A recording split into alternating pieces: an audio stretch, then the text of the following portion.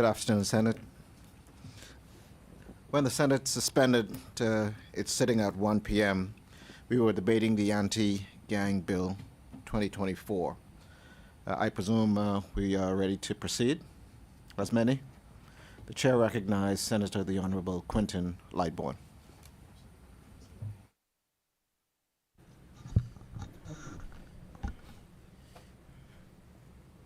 Thank you, Senator Pickstock.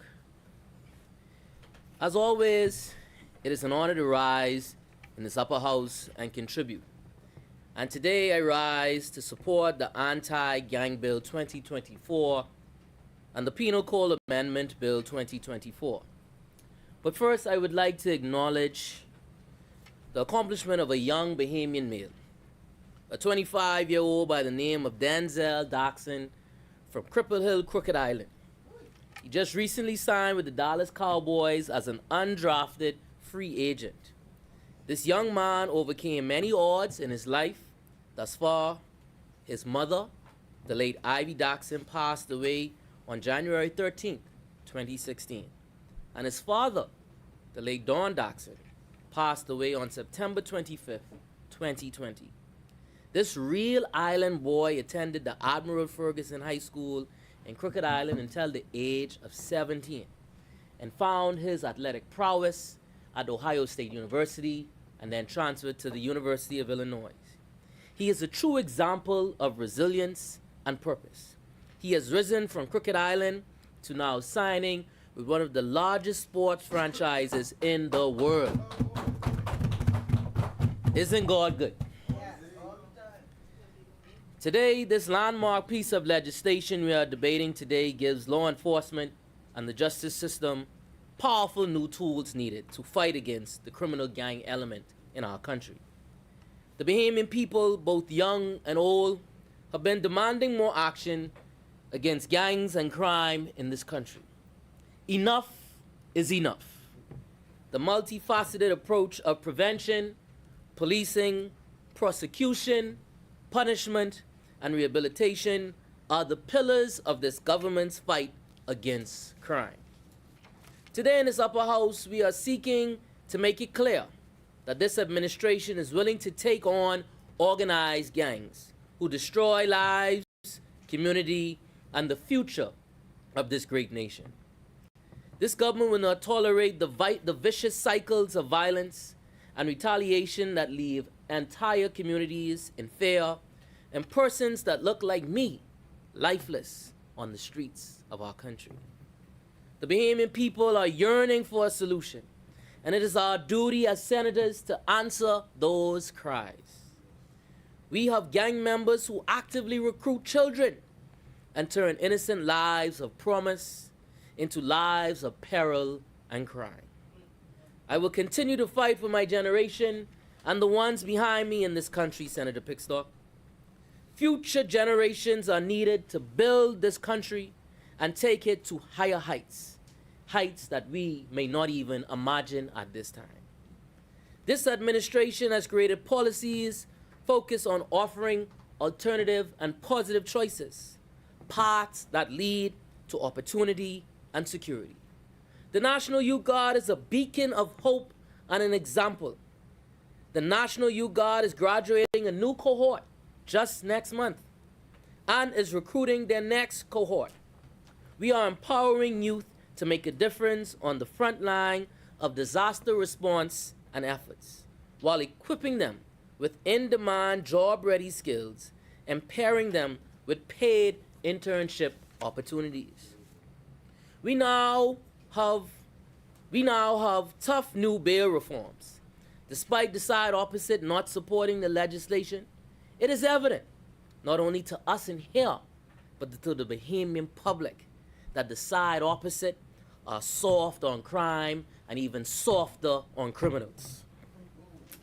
This government is working to bring matters to trial faster, to build new courts, and to hire new prosecutors. We are giving law enforcement new tools in their fight against crime and gangs. The anti-gang bill before us today will bring members of gangs and those participating, supporting, and being a part of them in any form to justice. Any gang members or affiliates in gang-related activities, you will feel the full weight of the justice system. Senator Pickstock, in Psalm chapter 94, verse 3, it says, Lord, how long will the wicked triumph? Gangs and violence succeed when good men sit aside and do nothing. When that happens, families and communities fail and our society begin to crumble. No more can we as a society underestimate the power of gangs and their recruiting and who they show interest in. Young men who are overlooked by everyone else. I wasn't the smartest in high school, and many didn't think much of me. I could have taken the route of crime and gang involvement, but thankfully, I didn't. Every life lost to gang violence represents someone we all have failed. It is catastrophic. This legislation will allow the police to intervene effectively before a gang recruitment begins. We all need to intervene and intervene successfully. This government will accomplish something that successive governments have failed at, and that is to create effective policies to combat gangs. No longer can we tolerate neighbors and community leaders who look the other way and step aside. We need mentors to support this country and the young in our country. It is the right for Bahamians to demand that their government do everything possible. But if we are to make real and enduring progress against gangs and crime, we need the entire community to assist. We need both political parties to assist. We need all denominations to assist. We need all parents and grandparents to assist. Simply put, we need all hands on deck. Senator Pickstock, the importance of this anti-gang legislation is far-reaching. Anti-gang legislation is crucial for several reasons. It helps law enforcement target and dismantle organized criminal groups, which reduces crime rates and enhances public safety. Secondly, it provides legal backing to prosecute gang members from their criminal activities. And in this bill, such as recruiting, gang membership, and obstructing of justice, this will allow authorities to implement preventative measures, such as ways to solve absenteeism, to make sure our children are back in the class, and to steer them in a positive direction in our country. Overall, this anti-gang legislation plays a vital role in combating gang-related crime and protecting our communities. This Davis administration will continue to provide opportunities for the young people struggling for survival and their mere dignity. We understand that a tougher approach is needed to fight crime. The increase in police presence, the harsher penalties for violating bail, and now, of course, the penalties associated with gang activities that will be introduced through the passage of this bill. This multi-pronged approach was reflected in the introduction of the Crackdown 2024 Crime Reduction Plan that this government launched in January of this year. Senator Pickstock, the Anti-Gang Bill 2024 is a major piece of legislation that seeks to bring those who actively participate in or support gangs and gang activities in our nation to justice. Key features of the Anti-Gang Bill 2024 include the establishment of the kind of evidence that may be permissible in court to prove a person's gang involvement. A comprehensive list includes symbols, signs, codes, markings, or clothing. A person who assists, transports, or disposes of evidence, among other things, may also face criminal charges. The Anti-Gang Bill 2024 also gives the Supreme Court the capacity to declare a group as a gang to prosecute its members. Further, The bill in clauses 5 and 6 defines gang membership, an activity which involves recruitment, initiation, and acts of intimidation. Anyone found guilty of offenses under the bill may face 25 years in prison and up to $100,000 in fines. However, if someone is proven to be a gang member who took a life during gang-related activity, they will face up to life in prison. The bill also makes provisions for convicting for retaliatory killings with a penalty of up to 20 years in prison. These are stiffer penalties for criminals. These are penalties that hundreds and thousands of mothers have cried out over the years as their sons and daughters have fallen victim to gang violence in our country. Those who are professing to be in a gang on social media or participating in a gang for benefits, you will face prison time and possibly up to 7 years. Those who use or are in possession of bulletproof vests, illegal firearms, or other weapons for gang-related activities will also face up to 25 years or a fine once again of up to $100,000. Recruitment on behalf of a gang will warrant sentence up to 20 years and 25 years if it is a child that is being recruited. These are harsh penalties, but these are because we live in harsh times. We are at the point where we cannot allow gang members and others to continue to support their loved ones and involved in crime to go without being held accountable. They themselves must be held accountable. The toughness of this government's approach reflects the seriousness of the gang problem in our country. I make a plea to those out there who are harboring, who cloak, who aid, and who abet gang members to think seriously about your involvement in allowing criminal element to prevail in your communities. You may not be the one pulling the trigger. You may not be the one doing any illicit act. But when you support someone who did, you share the same amount of responsibility, and you must be held accountable as well. Far too much blood has been shed, and this government is about law and order.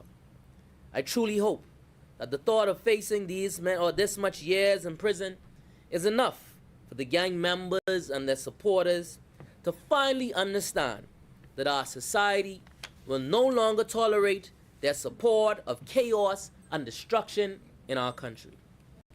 We have more than enough positive avenues for someone to turn their life around in this country. Bahamians are tired and angry, and we can no longer accept a reality in which thousands of young men and women participate in gangs. I can no longer tolerate the cries of mothers who mourn when death lands at their doorstep. No more excuses. No more excuses. No more excuses. The Bahamian people deserve to feel safe and secure in their communities. The Anti-Gang Bill 2024 is an important step in our fight against crime, and I believe that this piece of legislation will be remembered as a turning point in which we began to take serious actions against local gangs in our country. I've stated before in this chamber that gang violence has knocked at my family's door twice in the past 2.5 years. I've lost 2 cousins underneath the age of 30 due to senseless acts of violence. The pain never goes away.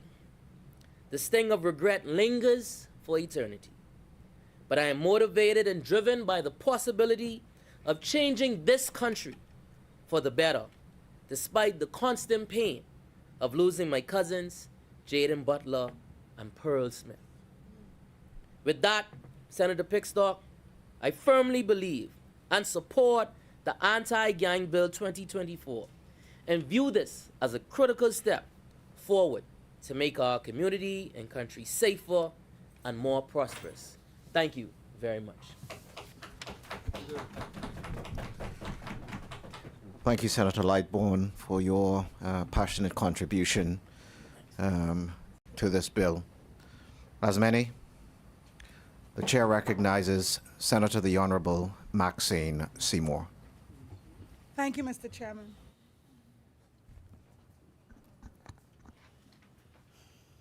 Mr. Chair, I'd also like to begin by expressing my gratitude to our chaplain for her thoughtful devotions today and each time we meet. Today she reminded us, of course, of the importance of keeping God centered in our lives and remind us not to fear, because just as he was with Joshua, of course, he is with us, providing us the strength and courage we need as we navigate the challenges of our lives and of our duties and our responsibilities. And Mr. Chair, it is God we acknowledge who sustains us across our archipelago, and he continues to protect us as citizens and residents of our Commonwealth. Madam President, May is a pivotal awareness month for several health and safety issues. We have Cancer Awareness Month, Mental Health Awareness Month in May, Disaster Preparedness, and Lupus Awareness, among others. And each of these areas, Madam President, affects many lives and deserve our attention and action. So I'd just like to take a moment to remind us all that mental health is just as important as physical health, yet it often carries a stigma that prevents many from seeking help. This month is about changing that narrative, promoting open conversations, and ensuring that people have access to the resources they need. It's about telling everyone that it's okay not to be okay. And what matters most is seeking help. And Madam President, crime can have a profound and lasting impact on mental health, leading to conditions such as post-traumatic stress disorder, anxiety, and depression in victims, communities, and as noted earlier, even among our Royal Bahamas Police Force officers. The fear and stress associated with crime can erode a sense of security and well-being, significantly affecting mental health outcomes for those directly and indirectly involved. And the reality with crime is that by your very existence in our country, you can be prone to or exposed to crime just in the normal, the normal existence, the normal daily activity. As Senator Ramming would have noted, you can be driving on our streets and somehow come into a situation that you wouldn't have anticipated and have to be exposed to death as a result of violence, and that those images stick with you. I can't imagine having someone die in my arms, bleed out, having been shot, and taking their last breaths just, with me right there. And I was just driving to go wherever Senator may have been going. And so the reality is that these things impact our mental health, and crime affects everybody. It's everybody's business because it affects everybody. And so, Madam President, as we deliberate on the anti-gang bill of 2024, we are driven by the harsh realities that crime continues to claim too many lives within our communities, particularly among our male citizens and residents, which of course underscores the urgency of our actions. And so, like Senator Lightbourne would have said, so many families are affected, and these are people we grew up with, we went to school with, we used to shoot marbles with, climb trees with, who are then victims to crime, people who we imagined being there for us for so many years to come, just gone. And I say that it takes not only 9 months for a life to be formed, Madam President, but oftentimes years, because you have families who have challenges having children, who seek support and assistance and intervention in terms of fertility, and they finally have that bouncing baby boy, and they imagine a life of him for years. They imagine him burying them, and they imagine enjoying their grandchildren and great-grandchildren, only to have that person who it took so long to conceive and then to give birth to and then to nurture through the formative years, to just within seconds have their lives cut away by senseless violence. And so, Madam President, we must act, and we must take crime seriously, and we must be tough on crime. But as Senator Raming would have pointed out, there'll always be challenges with anything that we present. You know, nothing is perfect. And so we have to remember that it's imperative that in our haste to act, we do not forego diligence. As a good practice in general, Madam President, legislation must be well thought out, and our approach should include wide consultation with experts to ensure that our strategies are both effective and just.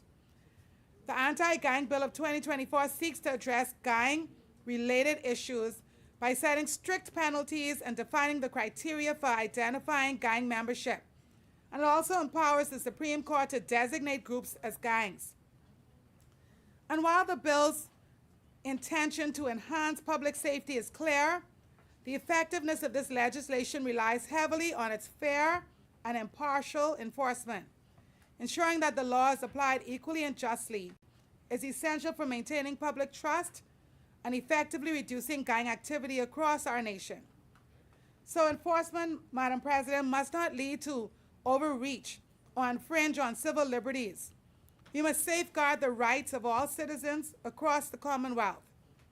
And so delicately balancing law enforcement powers with constitutional rights is always going to be a sensitive and challenging matter. Of course, we must not and we cannot let the criminals win. We have to have a zero tolerance for crime and for criminal activity. However, our commitment to reduce gang-related violence must not come at the expense of constitutional rights, notably the protection from arbitrary arrest or detention. So we must enforce this bill with precision and fairness, establishing clear and objective criteria for law enforcement to prevent misuse of power and ensure that every detention is legally justified. And other senators would have spoken about perhaps a sport preference, or perhaps you may have gotten a tattoo and now you want to have it removed or you want to change your life, but the tattoo is a permanent marking that's not so easy to be rid of. And so, Madam President, such measures in terms of the way we execute enforcement are crucial for maintaining our trust, the trust the public has in our system, and to really uphold human rights.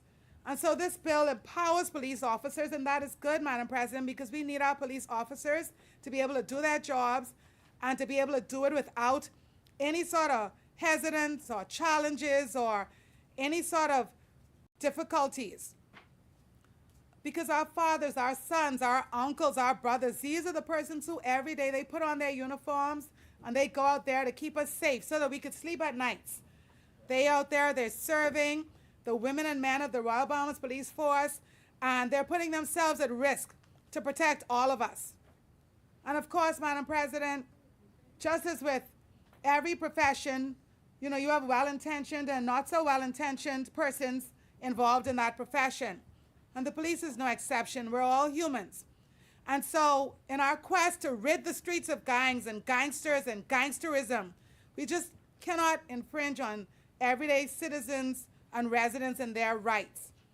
Because, Madam President, what we don't want to end up with is a manless society. You don't want to end up with a society where years from now we find that there are minimal or no men. Because the reality is that boys hang out. I see them hanging out, 3 or more. And they hang out consistently, sometimes in the same places, trying out new motorbikes, cars, looking at cars. And we understand that this very clearly outlines gang activity and, exactly what the police have to look for and exactly what is able to be prosecuted. But we also have to be aware that we take a comprehensive approach in general, and we don't just look at punitive measures when it comes to crime and society and social safety. Does the Bahamas Department of Corrections have the capacity to accommodate alleged gangsters for up to 25 years.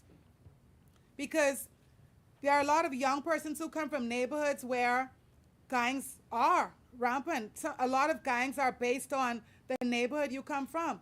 And a lot of persons grow up in that neighborhood, they walk to school each day, and I've heard that it's very challenging not to join a gang.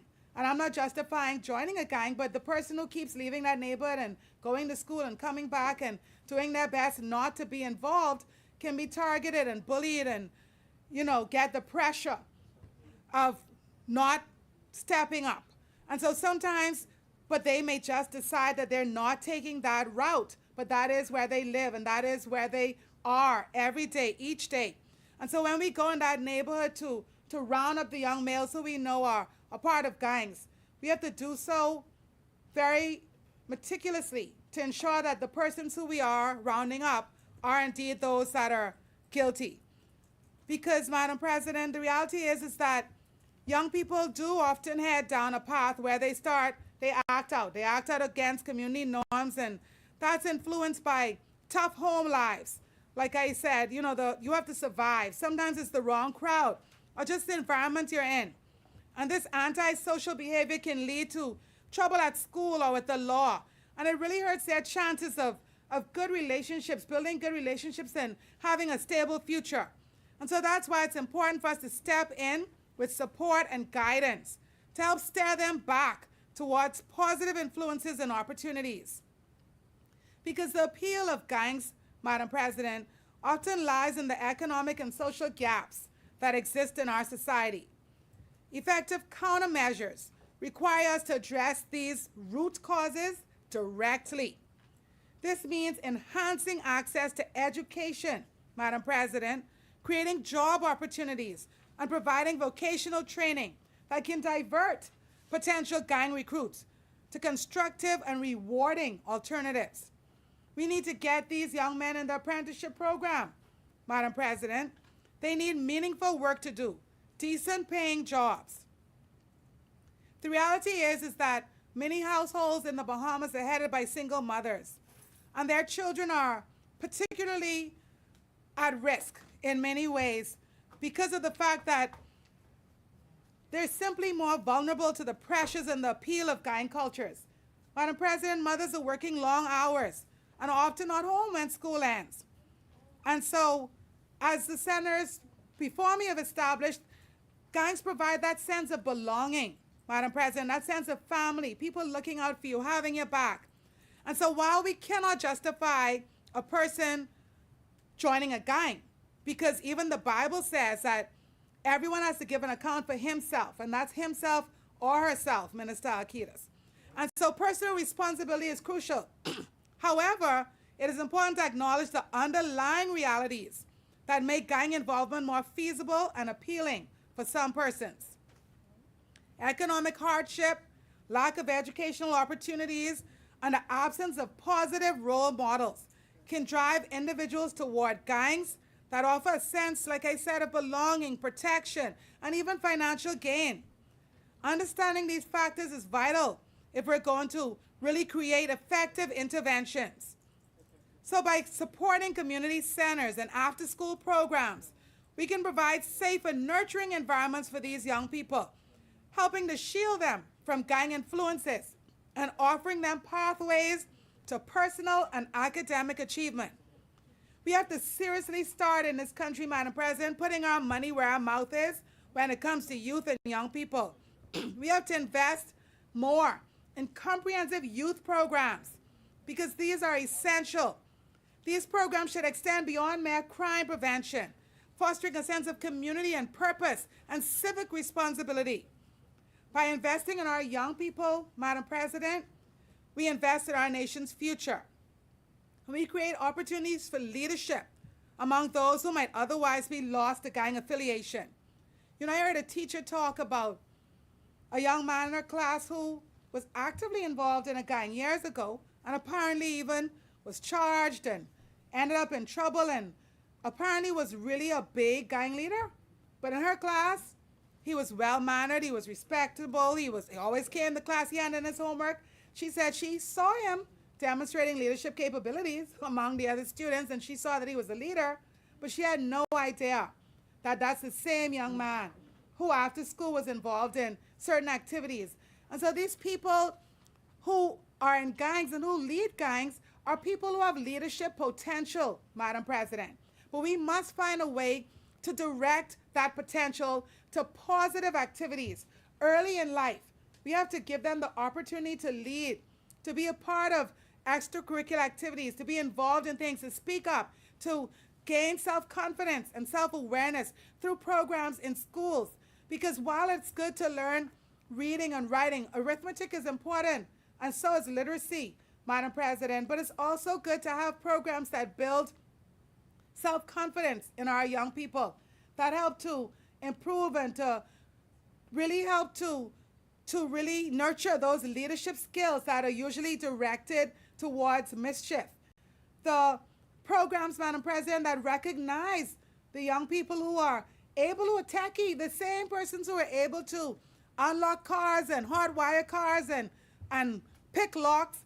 These are people with potential to use those same giftings toward positive or productive activities. So we have to find ways to identify those giftings early on in life and help guide them on more straight paths so that they're not caught up using those skills for ill gain.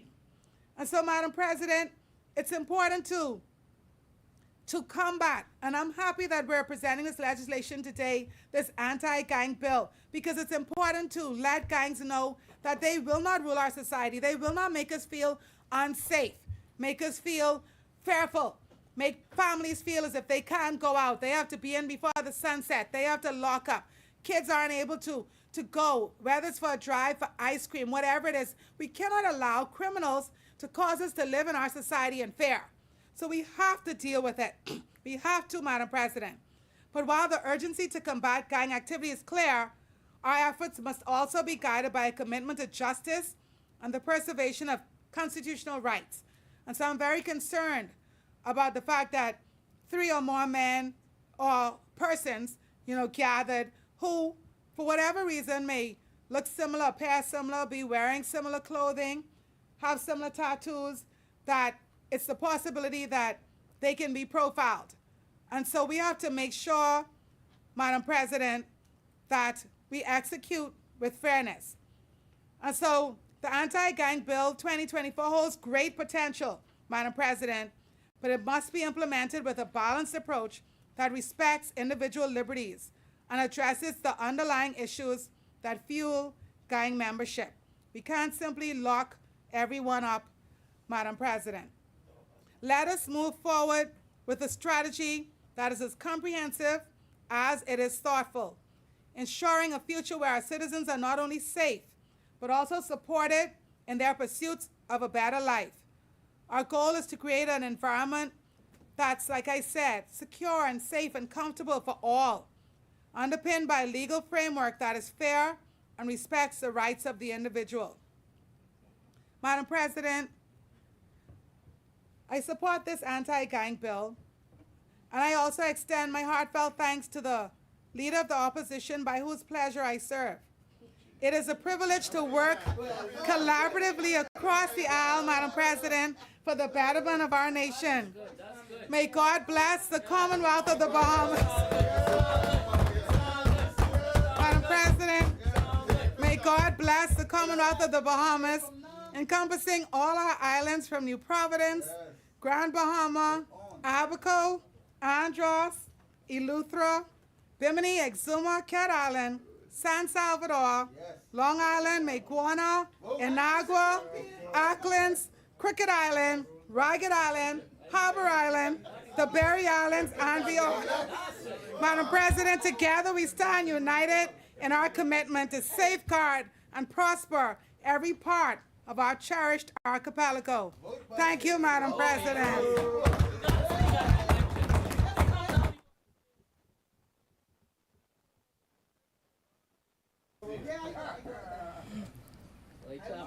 Chaplain said this morning, stand on your conviction. Thank you, Thank you, Senator the Honorable Maxine Seymour, and all of those who clapped for her. Thank you for your contribution. As many, the chair recognizes Senator the Honorable Dr. Eresia Hepburn Forbes. Madam President, and that other place, people was clapping for someone too. I don't know if there's a dark horse in the race now, because someone was campaigning loud and strong just now, all the way from Grand Bahama down to Inagua, Mayaguana. Join right here, a tsunami coming, eh? Anyway, if I could vote, I would vote for Maxine. I know what you're running for, but for my F&M family, you know who to vote for now.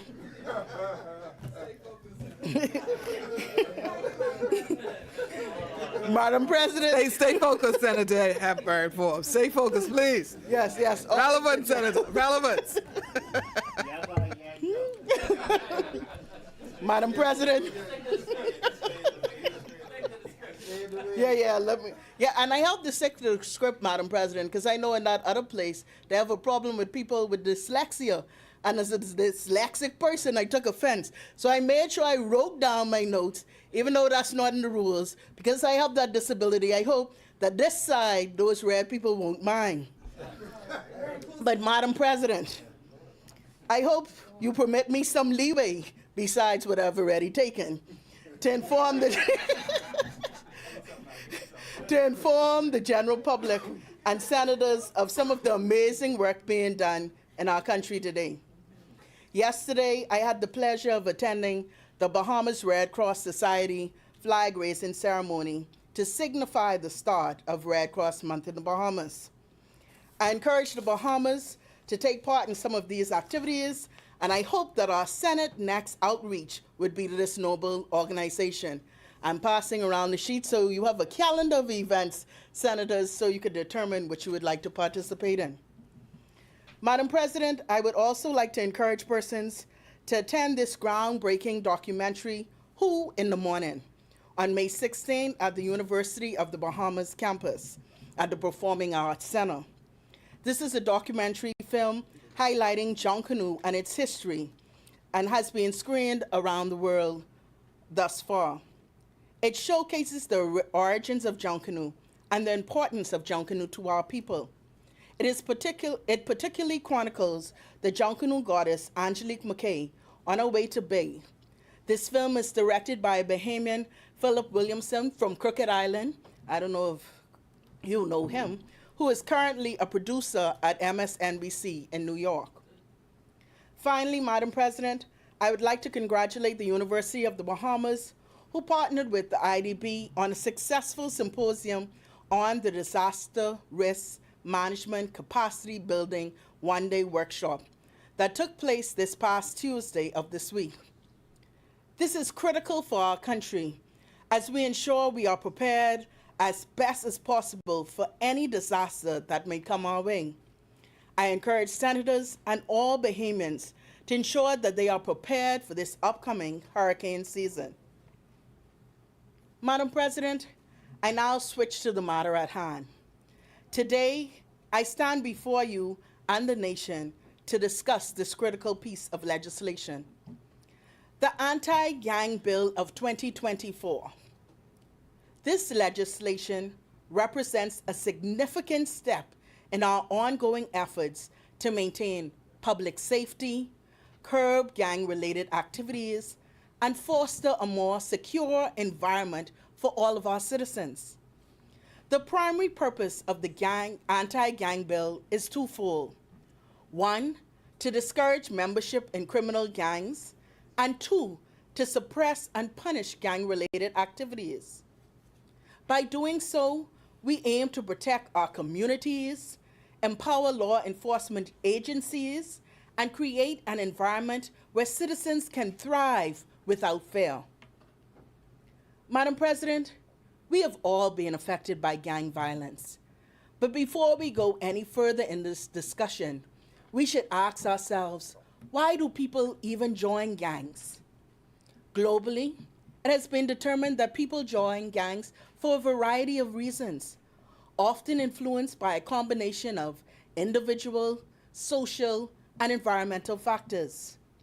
Some of the key reasons include social needs, and we heard some of our colleagues talk about this briefly. Gangs often provide a sense of belonging and identity. They can meet a person's social needs, offering opportunities to socialize, party, engage in activities that might seem appealing. Low self-esteem and hopelessness. Individuals with low self-esteem or a sense of hopelessness about their future due to lack of educational, financial options, or maybe not just having proper parental and guardian support may be drawn to gangs. I've said it before in this place. From I was a little girl, like talking one or two before I get out of my words good, my daddy would stand me in front of the mirror every day and tell me how beautiful I am, how smart I am, how important I am. These kind of things need to be reinforced in all of our youth. Risk-taking behavior. Some individuals are just attracted to the thrill and risk associated with gangs. Those that is harder to deter. Then you have family influence. Having family members who are incarcerated or involved in gangs can increase the likelihood of a person joining a gang. This is supported by Mr. Fielding of the University of the Bahamas in his study, Socioeconomics of Crime and Violence in the Bahamas, Perceptions and Reality. The use of violence, he states, no matter what may be the motive, is cause for concern and can contribute to the intergenerational transmission of violence. So just as the Bible tells us, what you do begets something else. Lack of supervision. Significant unstructured free time outside of school hours combined with a lack of parental supervision can make joining a gang more likely. Economic factors. In areas with limited employment opportunities, involvement in illegal activities such as drug dealing associated with gangs can seem like a viable economic strategy. Again, Mr. Fielding found in his study this is pretty much concurrent with his findings. I recall a Tanya Stevens verse, if we don't assist the poor, we will never make enough to protect the rich. Community conditions. The presence of gangs in communities and the community's social and economic conditions can influence an individual's decision to join a gang. I think this speaks to Senator Raming's point. We have to stop rewarding mediocrity in this country and reward the ones that have done it the right way, because that's when we'll know that crime actually doesn't pay. It's important to note that these factors can interact in complex ways, and not everyone exposed to these risk factors will join a gang. But knowing these factors can assist us in prevention. Understanding these motivations can help in developing strategies to prevent gang involvement. Now that we have had some idea of why people join gangs, it is hoped that this bill would prevent recruiting of new members. The implementation of the Anti-Gang Bill of 2024 in our country is likely to have significant implications for youth and rehabilitation programs. By targeting gang-related activities and membership, the legislation aims to prevent young individuals from joining gangs in the first place. The fear of severe penalties may act as a deterrent for potential recruits. The bill outlines specific measures against recruiting gang members, in particular, recruitment of children by a school or place of worship. It allows law enforcement officers to arrest individuals suspected of gang affiliation without a warrant if there's a reasonable cause. This legislation defines various offenses related to gang activity, such as gang membership, gang-related actions, the obstruction of justice. This bill also provides information on evidence that can be used in court to prove an individual's gang involvement. This evidence includes some of the same things we've been discussing: symbols, signs, coding, markings, or distinctive clothing associated with gangs. It focuses on harboring gang members, which means holding accountable those who provide shelter or support to gang leaders or members. Let's talk about that. This means that if you, as a family member, know that someone in your household that you living in is a gang member of a gang, you need to report them to officials. We all know the saying, snitches get stitches or end up in ditches, but you need to determine how you can report them. And the police has made it very clear, especially in this crime strategy, you can report these members anonymously. The legislation does speak about mitigating factors, because I know some may get up and say, so what if your child there, you trolled your child? If you are a guardian or a parent that has been trying to make reform or rehabilitate your child, obviously those are mitigating factors. However, please note that this bill also addresses disclosure of information, so you can't tip off the child or the person in your house to say that the investigation happening, and instructions or any kind of prosecution related to gang. We are asking you to be our building partners in this effort and not our barriers. Madam President, families are key to ensuring success in eradicating gangs in our country.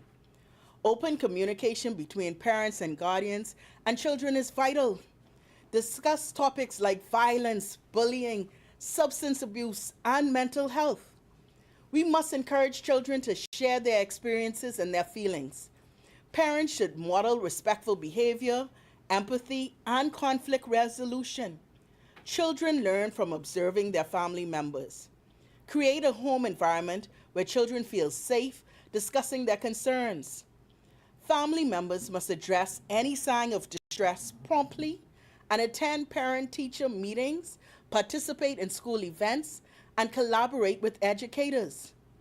Statistically, family involvement reinforces positive behaviors across settings.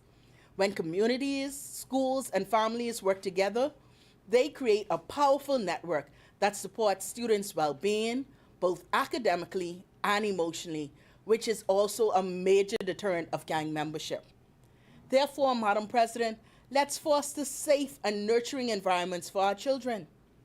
While the anti-gang bill aims to curb gang-related activities, it's essential to balance enforcement with rehabilitation efforts. By investing in youth programs and providing second chances, we can break the cycle of violence and create safer communities. To me, Madam President, this bill should even go further to ensure we break this cycle through diversion programs that stare at youth risk away from gang involvement. These programs may focus on education, vocational training, and mentorship to provide alternatives to criminal activities. Law enforcement agencies and community organizations need to collaborate to identify and intervene with youth who exhibit signs of gang affiliation.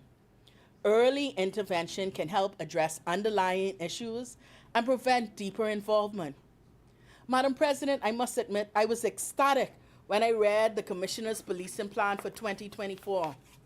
As priority 3 is to activate comprehensive gang intervention and rehabilitation protocol to prevent recruitment. We all know the message, prevention is better than cure. So, Madam President, while I know that this legislation will assist the country in capturing gang criminals, it is my hope that during the time that they are incarcerated, that rehabilitation programs with correctional facilities are beneficial. These programs should address mental health, substance abuse, education, and vocational skills.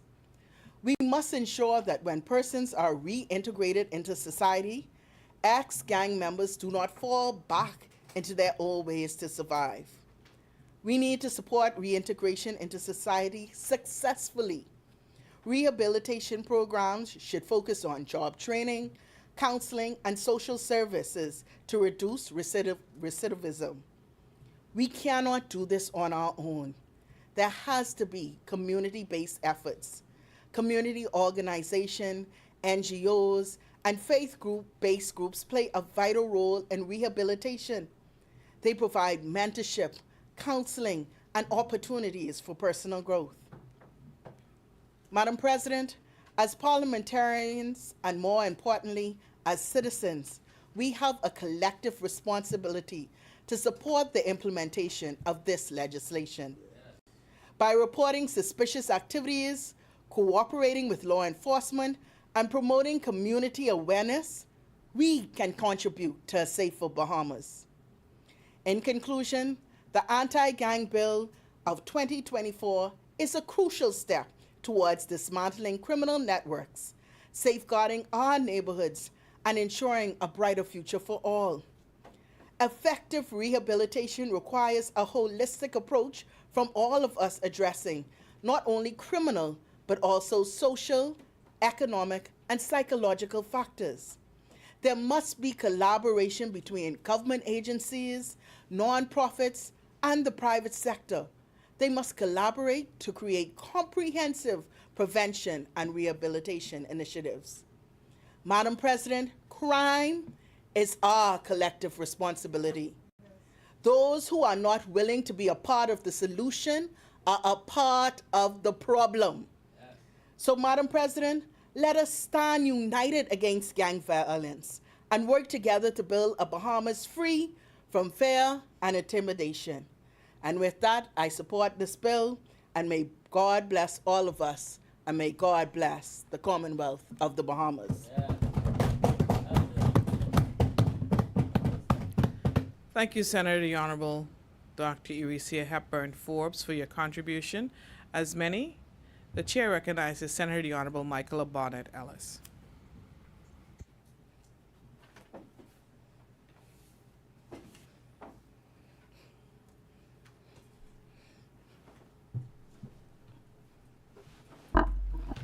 Thank you, Madam President. Madam President, as always, it's a pleasure to stand up and make a contribution in this place, this honorable upper chamber of Parliament. Yes. And as I open, Madam President, I want to first start by congratulating the Reverend Father Kendrick Forbes. He has recently been appointed by the Holy Father Pope Francis to be the Bishop of the Diocese of Russo and Dominica. Father Kenny, as he is affectionately called, has served as the parish priest of St. Paul the Apostle Catholic Church since 2009. And Father Kenny, who has a warm spirit, a warm demeanor, but he could throw shade with the best of them.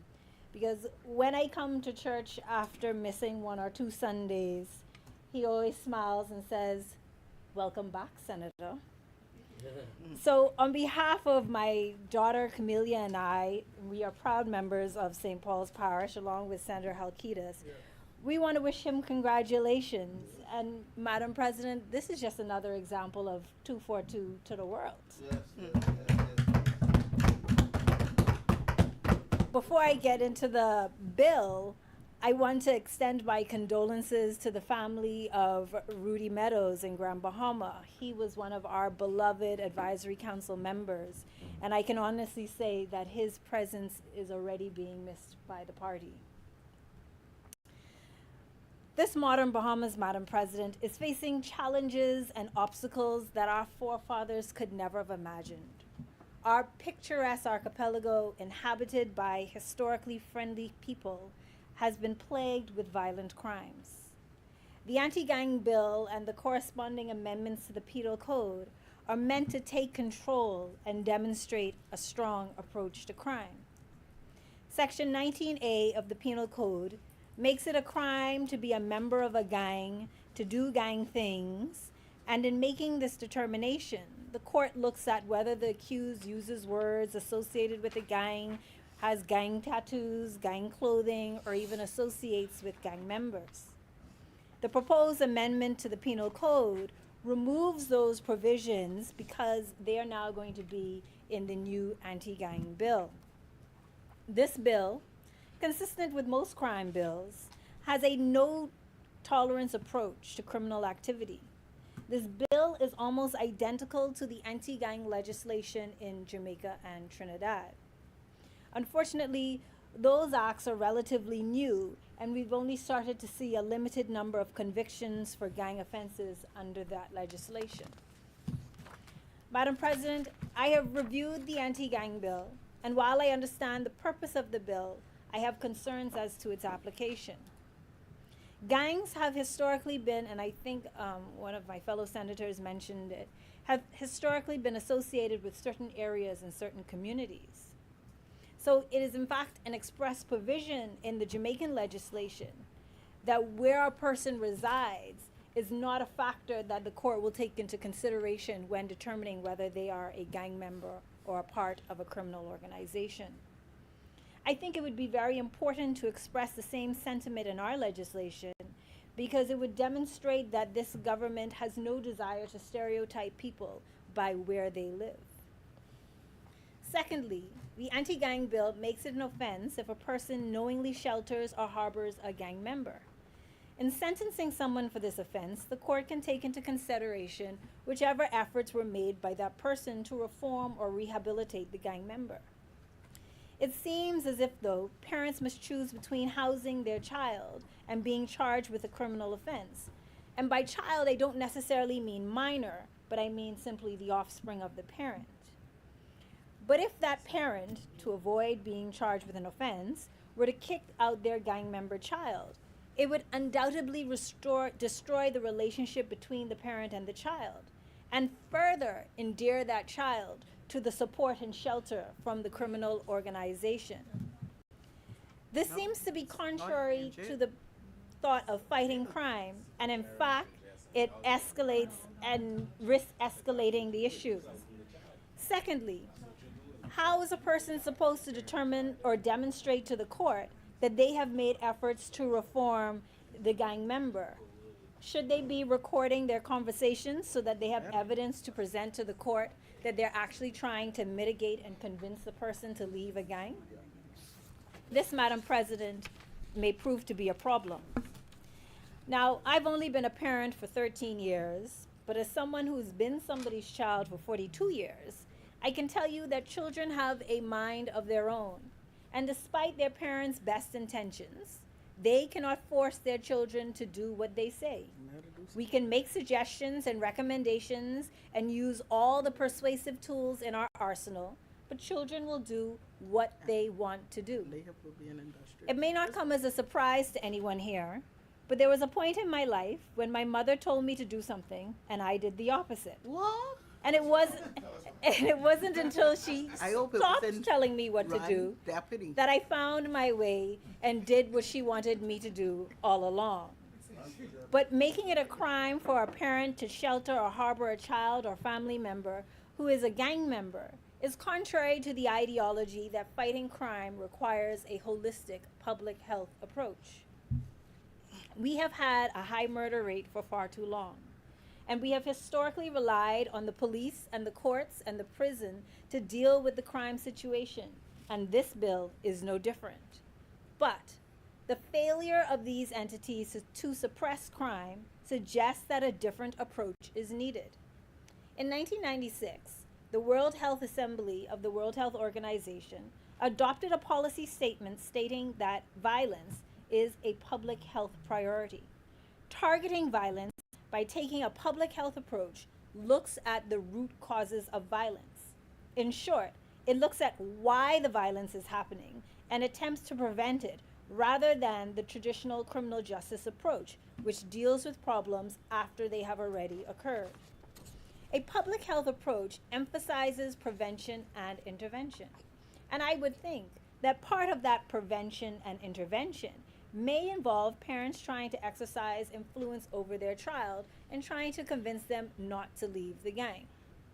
Last April, CARICOM hosted a symposium on crime and violence as a public health issue. There was a declaration to treat crime and violence as a public health issue. Treating it as a public health issue involves strategies like empowering and engaging young people as positive content developers, promoting public awareness and education campaigns that challenge harmful beliefs and attitudes that contribute to crime and violence, working with stakeholders to create services and improve access to support for rehabilitation, reintegration, and intervention. Unfortunately, this bill, and quite frankly, the recently passed Protection Against Violence Act, does not demonstrate that this administration is minded to adopt a public health strategy to address violence in the Bahamas. Our criminal justice system is already overburdened, overwhelmed, and under-resourced. And this administration is continuing to over-depend on it to be the magic elixir to reduce violent crime in the Bahamas. Unfortunately, crime is highly politicized, and I don't have to remind you whose yellow billboards started it. But the default position seems to be that in order to appear strong on crime, one must pass legislation to increase fines and sentences. Stiffer penalties will not by themselves solve the problem. While this type of legislation may achieve empty political points, it does not solve the underlying problem. Once the root of the problem continues to exist, the problem will persist. As Senator Hepburn said, prevention is better than the cure. By focusing less on blaming the offender and directing our attention to understand and deal with the causes of violence or the risk factors for violence, we can prevent more of our young people from becoming violent offenders or becoming victims of crime. Madam President, we are a nation with some of the most talented people in the world. Far too often, we are losing persons with great potential to senseless violence. Too many families are dealing with the trauma of murder. Chief Superintendent Skippings has implored us to look at how we are raising our children. Are we teaching them not to take last? Are we teaching them how to resolve conflicts? And sometimes that resolving conflicts involves agreeing to disagree. It takes a village to raise children, and socialization does not only fall at the feet of parents. When we consider violent crime from a public health standpoint, we will see that we do not have enough resources to place in place for at-risk persons to divert them from joining gangs and engaging in violent behavior. This bill, in my opinion, is a missed opportunity to demonstrate a dedication to thinking outside the traditional box and putting solutions in place that will interrupt gang activity and provide persons with an alternative to joining gangs and being a menace to society. The World Health Organization has recognized that there may be a better approach to addressing crime. Regionally, CARICOM has recognized that there may be a better approach to addressing crime. Why are we not adopting best approaches? We deserve better. We deserve the best. And this legislation is a missed opportunity for the New Day administration to show that they understand or have a plan to reduce our rate of violent crime. Madam President, I hope that while I have the honor to sit in this place, that we will have the opportunity to debate legislation with innovative strategies to prevent crime in the Bahamas. Madam President, thank you as always for your indulgence, and may God bless you and may God bless the Commonwealth of the Bahamas.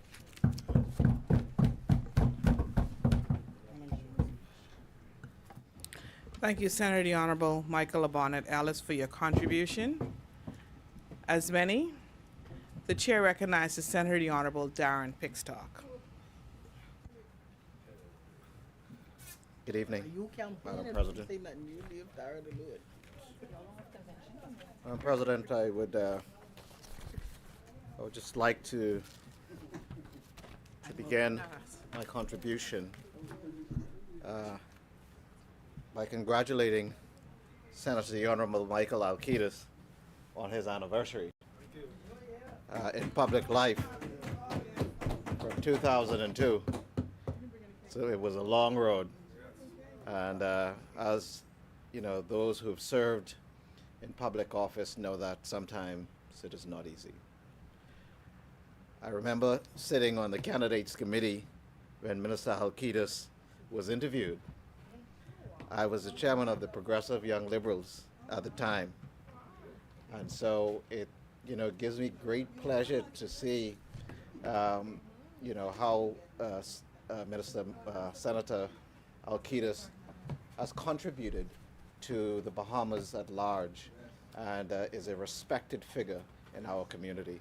Thank you very much for your service.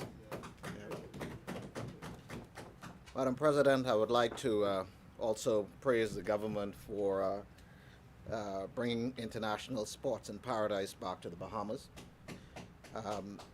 I would like to welcome the athletes for the World Relays who will be in our country enjoying what we have to offer as Bahamians, and we should all give them, as we normally do, that Bahamian welcome. Madam President, while I'm at it, I would like to also wish the F&M well for its one-day mini convention, Madam President. I am not particularly surprised that the convention is so short, and people are concluding, in fact, that the F&M just doesn't have anything to tell the country. Madam President, I rise to contribute to the anti-gang bill for 2024. And before I go into my contribution, I sat listening to Senator the Honorable Michael Barnett Ellis, I beg your pardon, where she gave her opinion, I would say, on the legislation as it is written, as it's currently written. And she used phrases like the bill is a missed opportunity for the New Day administration to demonstrate that they have a plan. She used phrases that like the Protection Against Violence Act, which was recently passed, that it demonstrated that the government was not serious about implementing progressive legislation. She also, Madam President, expressed some concerns with respect to stereotyping as it relates to the legislation, and also the housing and harboring of parents harboring their children or harboring criminals. And I just sat and listened, and I was a bit amazed because I call it Monday morning quarterbacking. Why do I call it Monday morning quarterbacking? We had an administration in government, the F&M previous administration, who did absolutely nothing as it relate to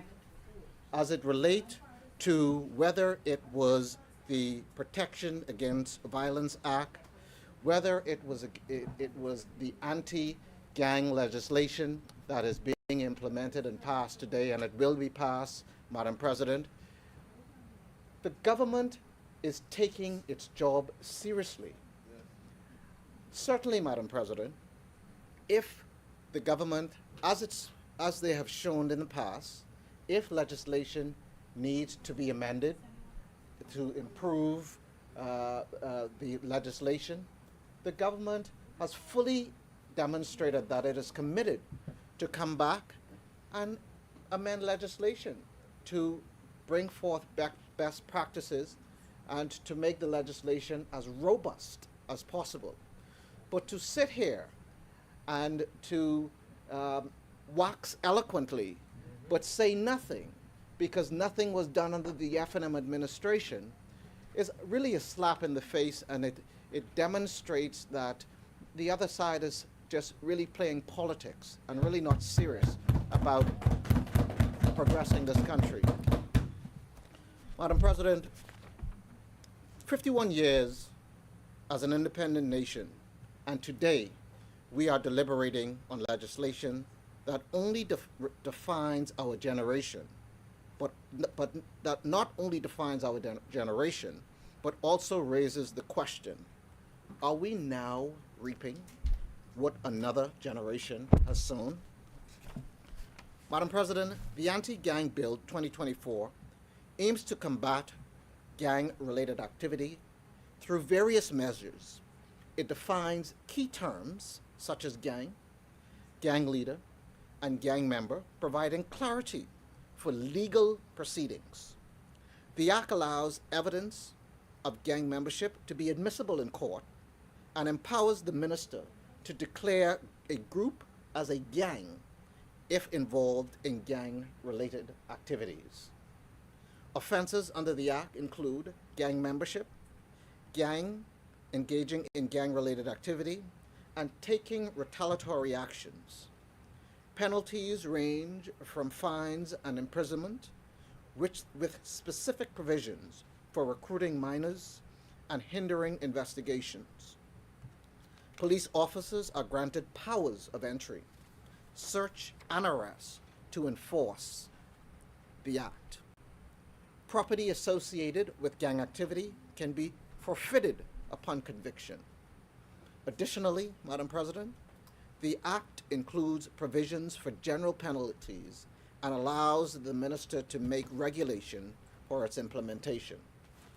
This comprehensive legislation seeks to address the persuasive issue of gang-related crime and enhance public safety. Madam President, when one looks back with nostalgia to the film tapes of thousands of Bahamian children on Clifford Park on the morning of 10th of July, 1973, in their jumpsuits proudly displaying the colors of our new flag, one can't help but reflect on the optimism for a bright and prosperous future in a new nation where we would each be each other's keepers. A nation gleaming with thousands of enthusiastic youth anxious to participate in their economy and support mutual endeavors and be their brothers' keepers. The late Dr. Reuben Cooper, Sr., President of the Bahamas Christian Council, in speaking to His Majesty Prince Charles, Prime Minister Pindling, and his cabinet and the official opposition party as it is today, and to the Bahamian people, drew his powerful sermon from the book of Peter. You are a chosen generation, a priestly people. Yet 50 years later, Madam President, we find ourselves grappling with the scourge of gang culture, which has permeated our communities for far too long. This House is contending today with the anti-gang legislation most necessary to stem the flow of this criminal conduct of gang culture. How did we get here? Why did we allow ourselves to reach to this point? I am told by my parents and older aunts and uncles that in the mid-1960s, the gang culture was already evident in the Bahamas. Scores of youths were recruited to duck school and join with others to enter school campuses, intimidate teachers and students, and engage in random acts of vandalism. Was it the movies being shown at the Capitol Theater on Market Street? Or the cinema on East and Lewis Street? Or perhaps the Wolf Road Theater, Madam President? What was it? Madam President, while this undercurrent of youth behaving badly was becoming increasingly evident, on the other side of the coin, there was this positive and energized energy of youth organizations and voices of young people who were all fired up, Madam President, to participate and join in the national debate. The late 1970s saw more youth organizations emerged. It was to be commended that the Free National Movement publicly presented its youth group, the Torchbearers, in the mid-1970s. And for quite some time, they had this distinction of claiming to be the first organized political youth group in the nation. Well, that was until Kendall Butler and others presented newspaper clippings of stories in the Nassau Guardian and Tribune and the Bahamas Observer in the late 1960s of the youth group of the PLP Young Liberals, and its regular meetings. The point here, Madam President, that we had these parallels where young men in particular had a choice to go towards the positive and developmentally impactful youth organizations rather than to follow down the hole and fall into the traps of gang and gangsterism. Madam President, the mid-1970s and early 1980s produced some of the nation's finest, spirited youth leaders and spokespersons like Sammy Bean, Zendel Forbes, Darren Cash, Lionel Carey, Dr. John McCartney, Charles Folks, Rodney Monker, Philip Miller, Madam President, Teresa Moxie Ingram, Janet Boswick, Fred Mitchell, the Honorable Fred Mitchell, Franklin Wilson, Sean McQueenie, and many, many others, Madam President. There were scores of youth organizations running on positive vibrations, Madam President. Charles Major Jr. has started the Grandstown Youth Association, where Sir Lyndon made his impactful speech in 1981 on the threat of Bahamian youth being attracted to negative energy being imported from the United States. The eminent and distinguished gentleman, Friendly Palmer, was holding the Boys Brigade together, an organization which I was a part of, Madam President.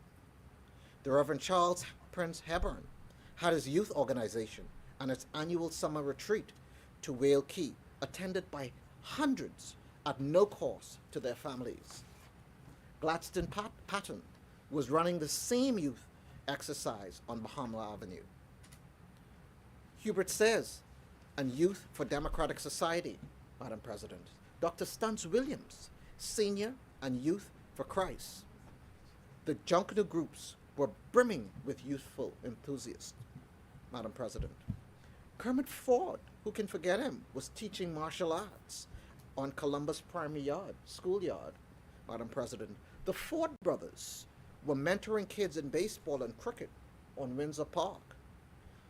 Young folk were attracted to sports and the theater and dance. Kayla Lockhart Edwards, Madam Lavina music schools were on every corner, Madam President. For a while, it seemed as if the Commonwealth of the Bahamas was on a fast track to the sermon of the late Reverend R.E. Cooper Sr. on that Independence morning in 1973. The Adventists were revered and respected for their Pathfinders organization. Young men grew up in the Church of God brass band, Madam President. Hundreds attended Sunday or Sabbath school at their churches. Madam President, and against what I have just set out, the Bahamian people did not sit by the wayside fiddling while Rome was burning. This gang culture ran on its own steam, and people had choices, and many took the wrong paths. More importantly, and more significantly, there is evidence that garrison politics of the Bahamas began to bleed and to allow it to be infiltrated by ominous relationships, Madam President. The narrative of our youth should have been one of promise and opportunity, yet it has been overshadowed by the allure of the gang culture. Despite efforts of leaders like Sir Lyndon Pindling to offer redemption to former gang members, political divisiveness hindered progress and perpetrated the cycle of violence. Today, Madam President, I say to the gangs, about turn, gun dogs, lay down your weapons, syndicates, fall out, raiders. To the fire and theft, I say at ease. To all the other gangs, whether it's the One Order, or Zoe Pound, or Crack Nation, or Dirty South Gang, and others, it is time to reconsider your actions and choose peace, I say. Let us work together to build safer communities for all. The party opposite went into shock and alert, Madam President. They heralded the wildest explicitives and furthermore condemned those who had fallen through the cracks to continue their descent. And so it is today, Madam President, that the leader of the opposition, in his inimitable characteristic and distinguished conjecture, has entered the debate on this anti-gang legislation with his trademark cynicism and class divide immersed in large and tasteless helpings of unsolicited legal opinions and pintardish pseudo-intellectualism. Now, before Jack in the Boxes start prancing from their hot seats, let me say that I mean what I say. Madam President, we all know, Madam President, my career and my profession. However, in this place, I don't practice my profession. The work of the Parliament is not to practice or edify on the law. I say it again. The work of the Parliament is not to practice or to edify on the law. We pass legislation. The part of the system is left to the courts. The part of the system is left to the courts. What I mean by that is this is not the place for the adversarial theater of the courts. The people's business, and if you understand the system, you would understand what I'm saying, but you don't understand the system, right? The people's business is not about convincing a jury. The people's business is about taking off the political blinders and shackles and giving the people their just due. The other side seems to have been weighed down of late in having their political sense and sensibilities kidnapped by a selected battery of persons who just do not grasp the uniqueness, of how the Parliament must function, Madam President. And that is precisely why the other side keeps missing it and getting into political trouble. This is not a Parker Boys mystery. This is real life, Bahamas. This legislation today before us has been muddied by the insinuation of the party opposite that those parents and guardians of persons found to be involved in gang-related activities will be unduly punished when they are innocent. Madam President, someone said stop cloaking. Madam President, there ought to be no wiggle room for adults who knowingly support and adore and cover up the criminal activities of their wards and children as described in this act. And I heard it on the other side from Senator the Honorable Michael Barnett Ellis. There should be no wiggle room, Madam President, for adults who knowingly support and adore and cover up criminal activities of their wards and children as described in this act. To quote the commissioners in the Royal Commission of Inquiry report of 1985, whether they realize it or not, they should have exercised more prudence. End of quote. It was Sir Lyndon Pindling, as Prime Minister in 1985, speaking at his party's national convention at the Polaris Hall of the Holiday Inn Paradise Island, who warned PLP and the FNM and independent parents that covering up for their children's involvement in drug trafficking activities will accrue horrific benefits. Some will surely die, warned Sir Lyndon Pindling. Some have already died, he said. It is the parents who are the first line of values and principles who must say to their children, we are not tolerating this behavior under our roof. Madam President, it is not too late for the party opposite and its leader to withdraw those troubling and cloaking sentiments and remarks.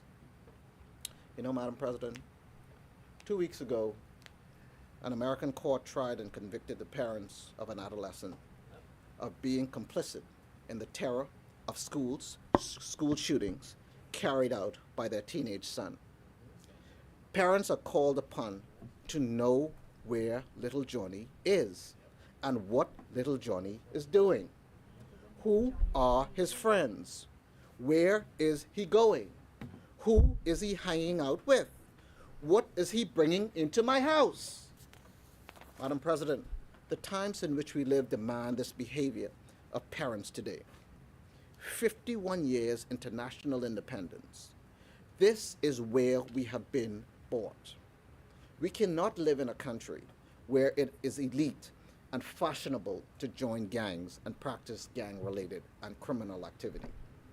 We should not be complicit in allowing our youth to be led astray by those seeking to avenge their own personal characteristics, deformities. I would go a step further and remind barbers and tattoo artists that assisting and aiding and abetting gangs in their trademark artistic identifications will put them in trouble with the law. Madam President, this gang culture is neither hidden nor exclusive to the inner cities and challenged children. There is evidence to support a sophisticated level of complicity and compliance by persons in the most inevitable professions and careers who aid and abet gangsterism.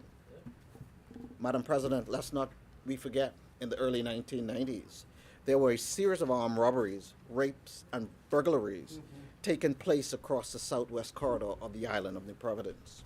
When the police cracked the case, they charged over 40 young persons, many of whom were juveniles, for their participation. But what was most alarming, Madam President, was the persons charged and accused of being the mastermind of the gang was an attorney at law. A person born in Haiti who immigrated to the Bahamas, got Bahamian citizenship, was called to the Bahamas bar, and the rest is on the public record. That person died from natural causes before the conclusion of his trial. Madam President, the learned Attorney General must be commended because he has shown his wide range of depth in the law in outlining for the nation what this legislation is intended to do and achieve. But Madam President, I will say again, as I said before, the government, the Davis-led administration, has shown that if legislation needs to be amended to improve the legislation, it has the fortitude to bring amendments back to the Parliament and to the Senate to get legislation amended. But, Madam President, we should act. That should not stop us from acting, right? And it is not enough to Monday morning quarterback. It is simply not enough, Madam President. If the other side wanted to pass the anti-gang legislation, they should have passed it when they were in office. If the other side wanted to pass the Violence Act, they should have passed it when they were in office. None. They should act. Madam President. So the chair recognizes Senator the Honorable Michael Bonnet Ellis. Thank you, Madam What is President. the nature of your intervention, My please? nature of my intervention is that they learned, he said we're not supposed to lawyer in here. No. So I don't want to call him my learned friend, but Senator Pickstock is misleading because the provisions in the Anti-Gang Act, which make it illegal to be a member of a gang, illegal to be a gang leader, and talk about how that is identified, those offenses existed in the penal code. They are not offenses that are new to the Anti-Gang Act. So those provisions were already in legislation. So is my learned friend saying we ought to have passed legislation that already existed? Thank you, Senator Michael Bonnet Ellis. Senator Madam Pickstock, President, let me can be you very please- clear. Thank you. Let me be very, very, very clear, Madam President. He's saying we should have passed it, but it was Madam President, let me say this and let me be clear. I am still an attorney at the end of the day, and I will tell you that it did not go far enough. It did not go as far as this legislation has gone. Okay? Right? So listen, Madam President, there's no being passive aggressive in this house today. It's simply that the penalties under this act are stiffer, and this act is fully comprehensive to deal with what we are dealing with today in our country. And this is why the people voted the government in power, to take care of this. Madam President, as I said, we must commend our learned Attorney General and his team. Madam President, we cannot afford to romanticize or trivialize the dangers posed by gangs. Instead, we must confront them head on with decisive legislation and unwavering resolve. For my own part, Madam President, I do not see this as legislation designed to fret out and punish gangs. Rather, Madam President, I see this as legislation designed to showcase the alternative to our young people after they weigh in on the serious consequences of falling victim or prey to the bitter and tragic life of gangsterism. Madam President, this legislation is a call to action, a declaration that we will not stand idly by as our youth are lured into lives of crime. It is a reaffirmation of our commitment to safeguarding our communities and offering hope to future generations. Madam President, let us not falter in our duty to protect and nurture our youth. I wholeheartedly support this legislation, and I urged my colleagues to do the same. Thank you, Madam President. Yes.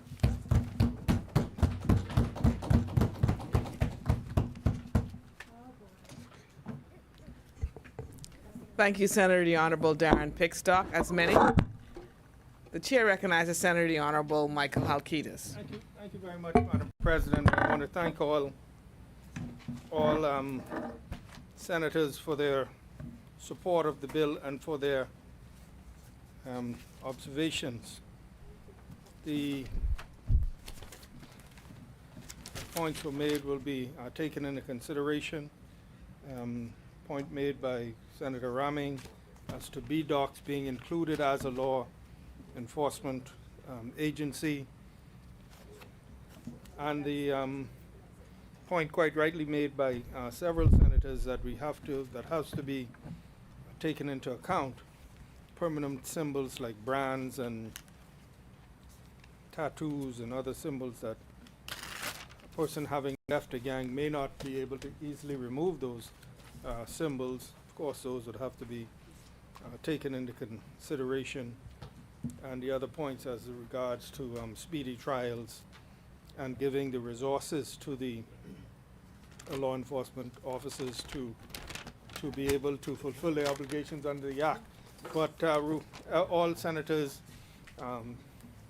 by and large, supported the bill, Madam President, and we look forward to its implementation. And this, as I said, in moving the bill, being another arrow, so to speak, in the quiver of the law enforcement agencies in discouraging and suppressing gang activity in the Bahamas. And so with that, Madam President, I would just like to officially move for second reading and passing of a bill for an act to make provision for maintaining public safety and order by discouraging membership in gangs, suppressing and punishing gang-related activities, and for other connected matters. Thank you, Senator the Honorable Michael Halkitis. It has been moved and seconded that the following bill be read a second time and committed. A bill for an act to make provisions for maintaining public safety and order by discouraging membership in gangs, suppressing and punishing gang-related activities, and for other connected matters. As many as in favor say aye. Aye. Those opposed say nay. The ayes have it. The motion is carried. Order that the bill be read for a second time and committed. A bill for an act to make provisions for maintaining public safety and order by discouraging membership in gangs, suppressing and punishing gang-related activities, and for other connected matters. Further second reading of bills? Yes, Madam President, as a consequence of the anti-gang bill, we also have an amendment to the penal code wherein the certain definitions and offenses under the penal code are being deleted from the code, since they will now be incorporated into this bill. And so, for example, Madam President, the definitions of bulletproof vest, financial or other material benefit, organized criminal group, the United Nations Convention Against Transnational Crime, Unlawful Gang, and as well repealing sections 90A and 90B of the Penal Code, which section 90A references a person who is a member of an unlawful gang, and 90B a person who is a member of an organized criminal group. So consequential amendments to the Penal Code that go along with what we are doing here with the anti-gang bill. So, Madam President, I would just move and request a second. I don't think we will debate this because we have basically debated it in debating the anti-gang bill. So I move for second reading and committal for a bill for an act to amend the Penal Code. Second. It has been moved and seconded that the following bill be read for a second time and committed. A bill for an act to amend the Penal Code. As many as in favor say aye. Aye. Those opposed say nay. The ayes have it. The motion is carried. Order that the bill be read for a second time and committed. A bill for an act to amend the Penal Code. For the second reading of bills? Yes, thank you, Madam President. Madam President, I'm about to move for second reading and committal of a bill for an act to amend the Environmental Planning and Protection Act. But I would request at this time, Madam President, there was, since we laid the bill in this place for first reading, there was an amendment in the other place. And the amendment is to clause 13 of the bill. I just want to explain the amendment before I ask consent for withdraw and replace. Clause 13 of the bill, where a new section 60A is being inserted into the Principal Act. We go to section A. We're at clause 13, 60A, special procedures in respect of certain offenses. And we go down to subsection 4, where it says the penalty notice shall be in the form as prescribed under the regulations, contain a description of the offense, specify the spot fines for the offense as prescribed under the regulations, and D, state that if the alleged offender wishes to waive an appearance before the court, the amount specified in the notice shall be paid into court within, originally we had the bill we laid, it said 7 days, and in that other place they amended it to 14 days. So it should read, state that if the alleged offender wishes to waive an appearance before the court, the amount specified in the notice shall be paid into court within 14 days after the notice is served and transferred to the Environmental Administration Fund. So we're changing 7 to 14, and I think senators have the version of the bill that says 14. Yes. The version that was laid here for first reading says 7. So I wish to, that says 14, right? Right, it's 5 as well. Paragraph 5 as well. Changes 7 to 14. Yes, sorry, yeah, and as well in paragraph 5, 7 is changed to 14. So the bill that you have before you should say in paragraph 4, within 14 days, and also in subsection 5, it should say no proceeding shall be taken against the alleged offender until the end of 14 days. Copies that you have say 14, originally it says 7, so we want to seek concurrence from the other side, Madam President, to withdraw the version of the bill that says 7 and replace it with this version that says 14 days.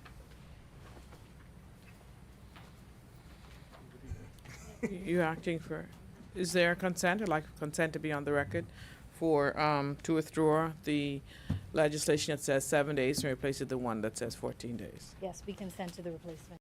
Thank you, Senator Michael Barnett Ellis. Thank you very much, Senator. Thank you very much, Madam President. Madam President, Senators, this is what I would like to now move for second reading and committal of a bill for an act to amend the Environmental Planning and Protection Act. And this, Madam President, we have the substantive bill, the Environmental Planning and Protection Act, which lays out various penalties for environmental infractions, whether it be dumping, whether it be discharge of pollutants, whether it be in case of building and development, there is a requirement under the Environmental Planning and Protection Act for approvals and environmental impact assessments, environmental management plans. And so what we are doing, and any infraction of those rules, there are certain penalties attached to them. And recognizing the importance of the environment to the public safety, public enjoyment, indeed to the economic growth and development and undergirding our economy, the environment is extremely important, Madam President, and given the importance and the urgency given to climate change and its impact on small countries like ours who have really done very little of the polluting but are feeling much of the impact of climate change. It is very, very important that we give even more focused attention to the protection of our environment. And so what we are seeking to do here today, Madam President, is we're amending the Environmental Planning and Protection Act to provide for the increase in penalties associated with certain offenses. And we believe that these increased penalties will serve as a deterrent, much like the increased penalties under the act that we just concluded debate on. We are hopeful that the increased penalties, and they are significant, I will go through some of them, will lead to a deterrence. Well, certain. And so we increasing penalties for infractions under the Environmental Planning and Protection Act. And so we have the bill, Section 2 of the bill, Madam President, inserts a new definition into the bill, the definition of an environmentally sensitive area. And that is defined as an area in which plant or animal life or their habitats are either rare or especially valuable because of their special nature or role in an ecosystem, and which may easily be disturbed or degraded by human activities and developments, and also designated further in the Act at Section 23. So the environmentally sensitive area is defined, and we immediately think of areas such as mangroves that serve as hatcheries and habitats for juvenile marine life, Madam President, that are very, very sensitive to human intervention. I'll go through the various amendments, Madam President. There is an amendment to Clause 3 of the bill, amends Section 11 of the Principal Act, which says that no work should be commenced. I'll read specifically from the Act. No work without clearance. And it says, no person shall commence work on any project unless that person has been issued a certificate of environmental clearance in accordance with prescribed regulations. So there should be no work commenced on any project unless a certificate of clearance has been issued. And those penalties are being increased from $5,000 or 1 year in prison for a summary conviction to $300,000 or 5 years in prison.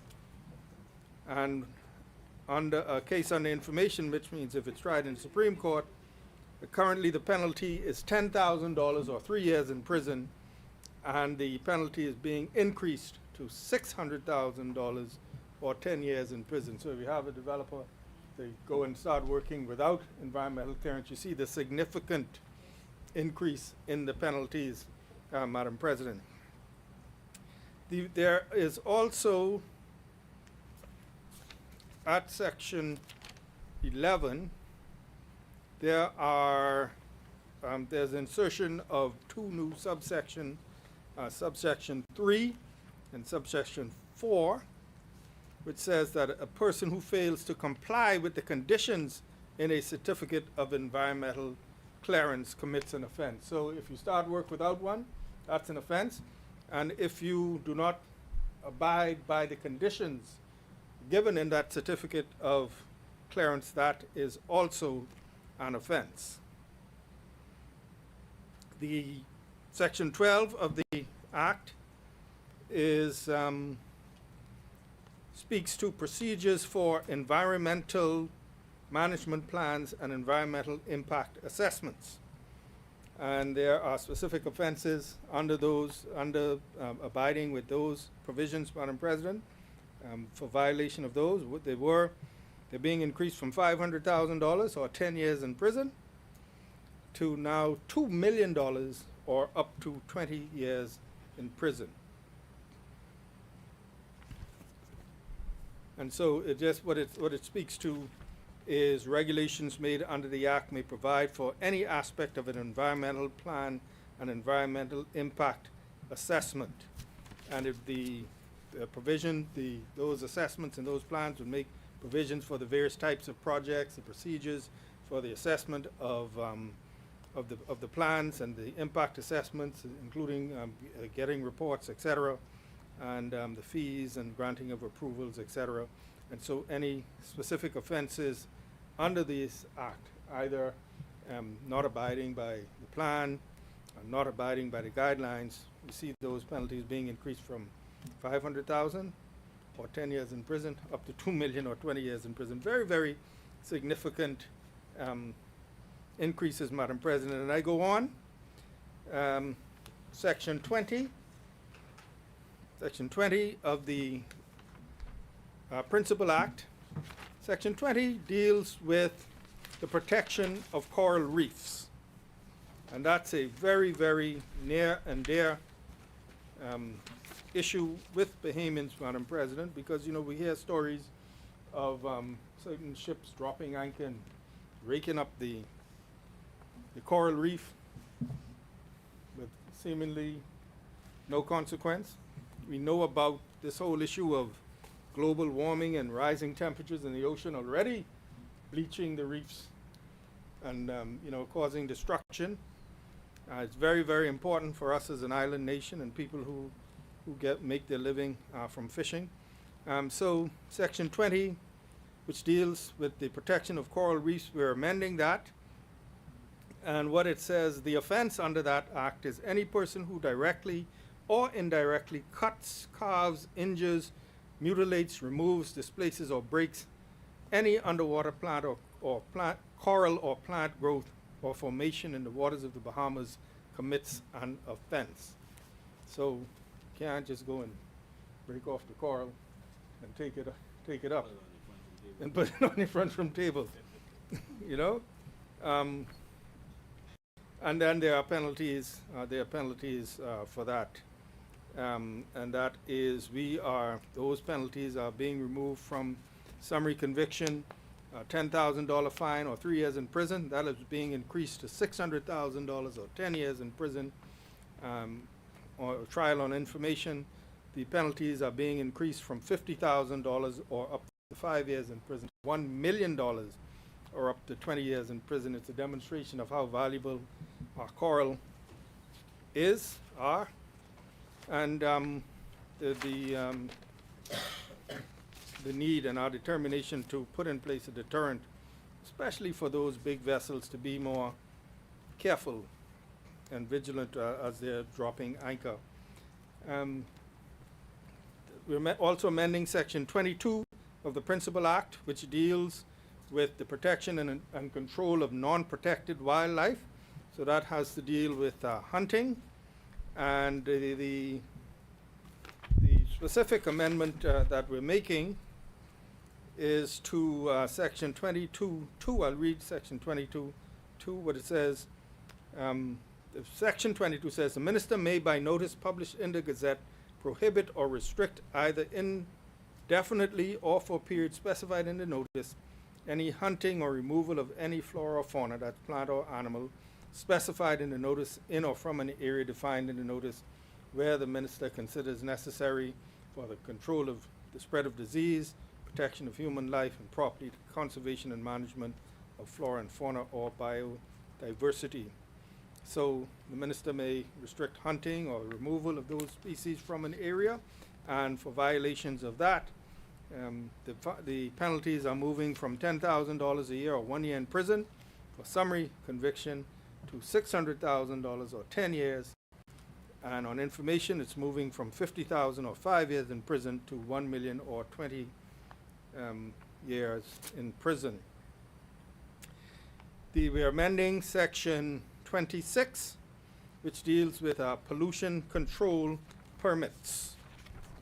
Again, pollution control permits, and it deals with releasing pollutants onto the land or the water. And apparently you can get permits for this stuff, but doing it without permits, again, those fines and potential imprisonment are being significantly increased. Section 30 of the bill we're also amending. Section 30 deals with prohibition of hazardous substance, and the specific provision in the bill talking about discharge of hazardous substances, chemicals, oils, or any mixture into our waters. It says no person shall discharge any hazardous substance, chemical, oil, or mixture containing oil into any waters or any segment of the environment except in accordance with prescribed regulations. And if you do it, you commit an offense, and we are increasing those penalties from 7 years, $7,000, which is very low, or 6 months in prison on a summary conviction, to $420,000 or 5 years in prison, and on information increasing from $500,000 or 5 years up to $3 million or 20 years in prison. Section 55, damage to environment and death or harm to others. Section 56, dealing with discharge to water resources, any discharge of any pollutants in our waters. No person shall discharge or emit any pollutant into a water resource other than in accordance with the provision of this act. And again, significant increases going from $5,000 or 1 year in prison to $300,000 or 5 years. And so it's a refrain, a constant refrain, Madam President. Significant increases in fines. Section 54, offenses under the Environmental Protection Act. Section 58, having to deal with obstruction of environmental officers, obstructing them in the discharge of their duties. Again, significant increases in fines and any significant penalties for the breaking of regulations. As I said, Madam President, we have included a new section into section 60 of the bill, which I just, that is clause 13 of this bill, where we inserted a new section 60A into the Principal Act. And that says an environmental officer or marine or maritime inspector who has reason to believe that a person is committing or has committing offense under this act may serve the offender a written penalty notice charging him with the commission of the offense, and then it speaks to the alleged offender can pay a spot fine specified in the penalty notice, or they may have charges instituted, proceedings instituted against them.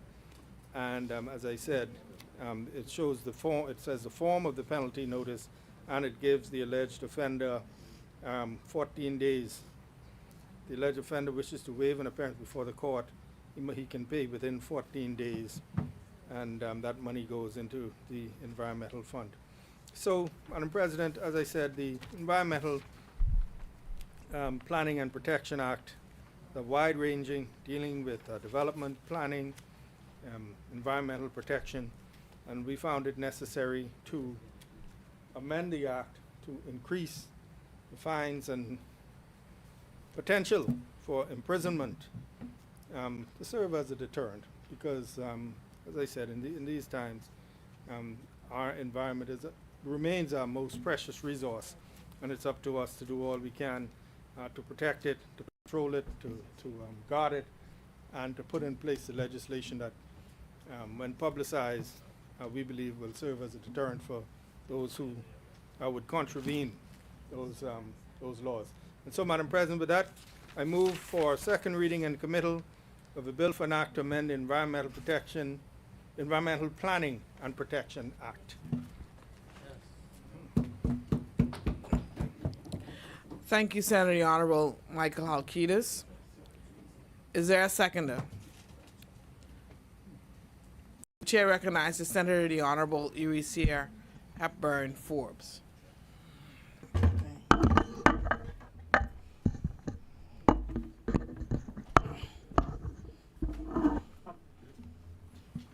Madam President, the Environmental Planning and Protection Act laid the groundwork for environmental conservation and sustainable development in our country. Today, therefore, we address a matter of utmost significance, and that is the Environmental Planning and Protection Amendment Act of 2024 for the Bahamas. This legislative amendment underscores our commitment to safeguarding our natural environment, promoting sustainable practices, and ensuring a brighter future for generations to come. This is a robust response to the environmental challenges we face today.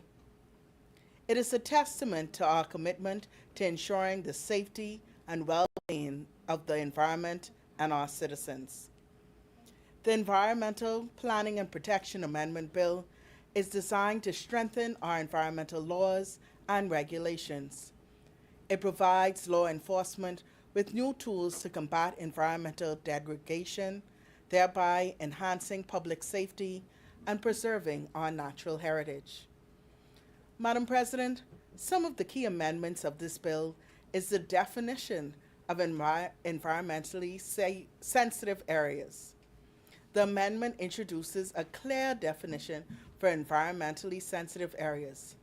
These are regions where plant or animal life, as well as their habitats, hold special value due to their rarity or unique role within ecosystems.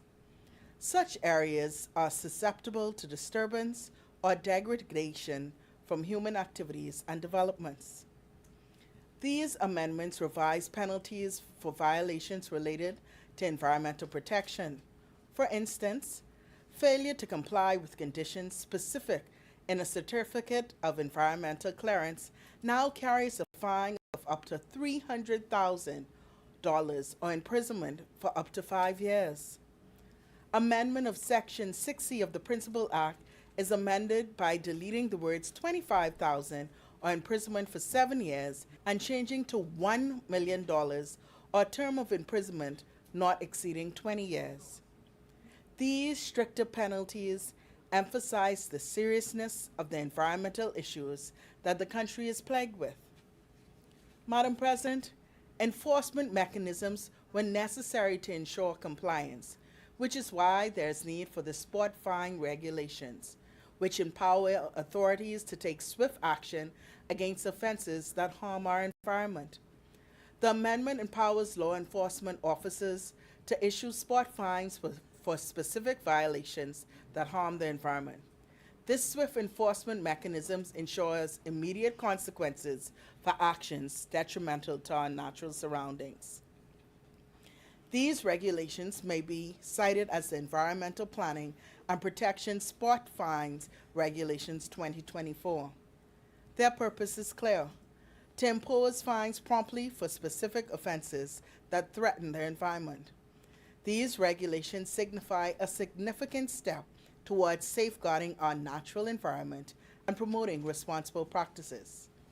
Some of these regulations are, and I will reiterate like Senator Halkitis said, damage to coral reefs because the offense of harming our delicate coral ecosystem, non-compliance with wildlife protection notices, ignoring notices related to protecting wildlife, non-compliance with environmentally sensitive areas and species orders, violating regulations concerning sensitive habitats and species, disregarding restrictions in designated closed areas, non-compliance with pollution control permits, and failure to adhere to pollution control requirements. These regulations are important because these environmental areas are important for our country as they facilitate biodiversity, economic value, and in particular in the case of coral reefs, coastline protection, food security, municipal value, and carbon sequestration. Therefore, Madam President, there had to be an increase in these fines so persons can understand the gravity of these violations and the benefits of the environment. Madam President, the consistent enforcement of spot fines is crucial for maintaining the effectiveness and legitimacy of legal measures. We must ensure that we continuously establish clear and uniform guidelines for issuing spot fines. Training programs should ensure that law enforcement officers understand these guidelines thoroughly. Regular training sessions can update officers on any changes in regulations and reinforce these practices. We must also ensure that there is transparency in reporting. Authorities should maintain transparent records of spot fines, and regular reporting ensures accountability and allows for analysis of enforcement patterns. Publicly accessible databases can provide information on fines imposed, violations, and outcomes. Madam President, we must ensure that we utilize technologically driven enforcement and leverage technology for efficient enforcement. Automatic speed cameras, licensing, and online platforms can stream the process. Real-time data sharing for coral reef tagging among enforcement agencies can prevent duplication and enhance consistency. Madam President, the regulations also outline the format for the notice issue pursuant to Section 68 of the Environmental Planning and Protection Act. This notice serves as a warning and informs individuals of their violations. It allows the environmental officer or maritime inspector to serve the alleged offender a written penalty, or if the person does not want to have the offense heard in court, they can pay the outlying fines that we have mentioned, Senator Halkitis mentioned, within 14 days. Madam President, I have said this before and I will say it again. It is our collective responsibility as citizens to embrace our role as stewards of the environment. We hold a shared responsibility to protect our environment.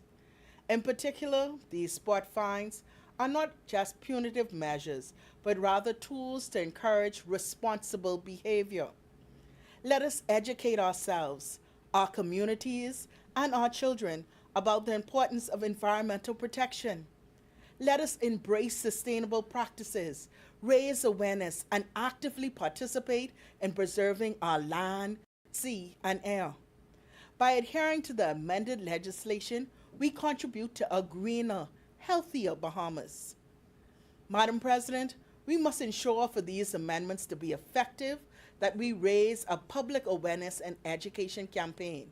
We must educate the public about spot fines, the purposes, and consequences. There must be an awareness campaign that can deter violations before they happen. There must be clear communication about enforcement policies that foster public trust. Let us be custodians of our beautiful archipelago, ensuring its prosperity for generations yet unborn.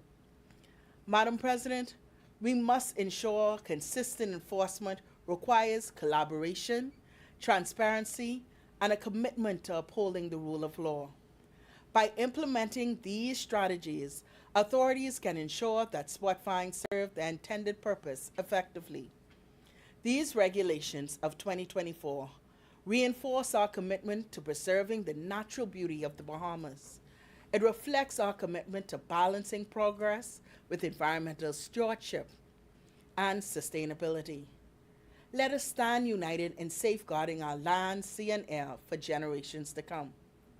In conclusion, Madam President, the Environmental Planning and Protection Amendment Bill of 2024 is a comprehensive and robust legislation that aims to maintain the integrity of our environment by discouraging environmental violations, strengthening our environmental laws, and promoting a sustainable Bahamas.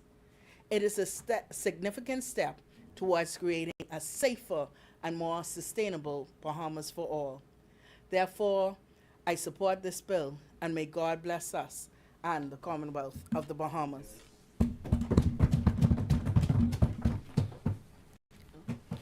Thank you, Senator the Honorable Dr. Eresia Hepburn Forbes. It has been moved and seconded that the following bill be read for a second time and committed.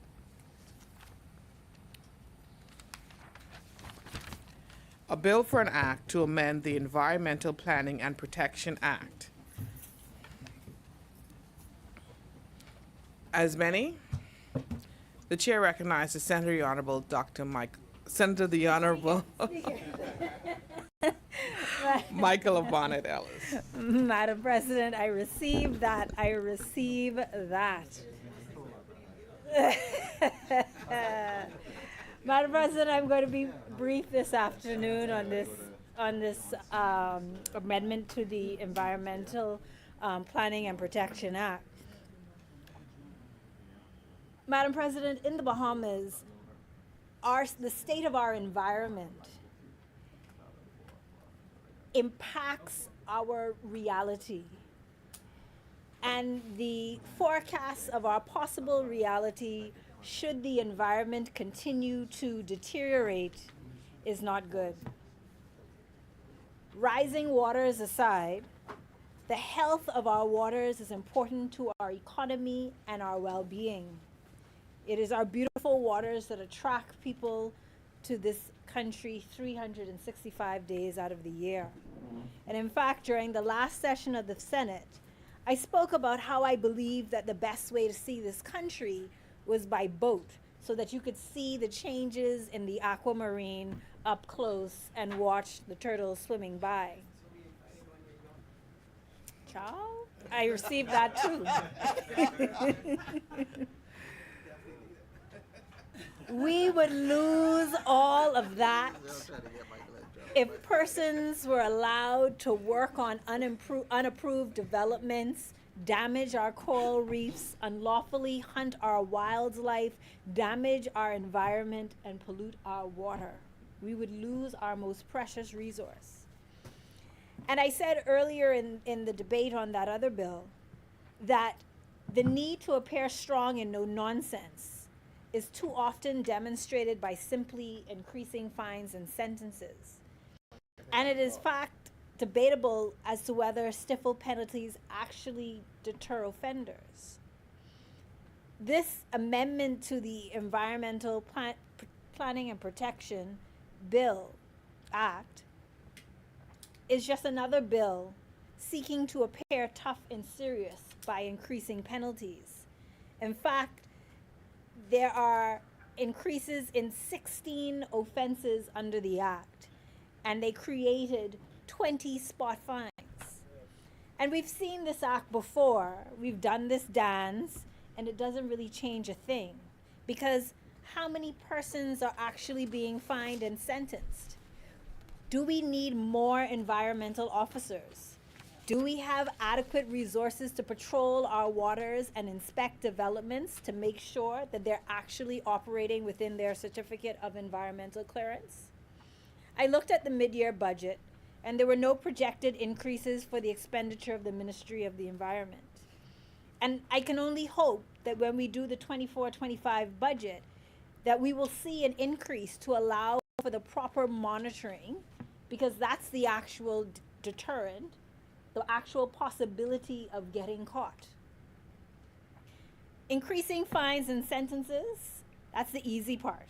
It gives the appearance of being strong and no nonsense. But the hard work is in the actual monitoring and inspection. And as Senator Hepburn just said, constant, consistent enforcement. And so I can only hope that when we do the budget in a few weeks, we will see a budget allocation so that our environmental officers are properly resourced so that they can consistently enforce these 16 offenses under the Environmental Protection and Planning Act. And so, Madam President, with those few words, I take my seat.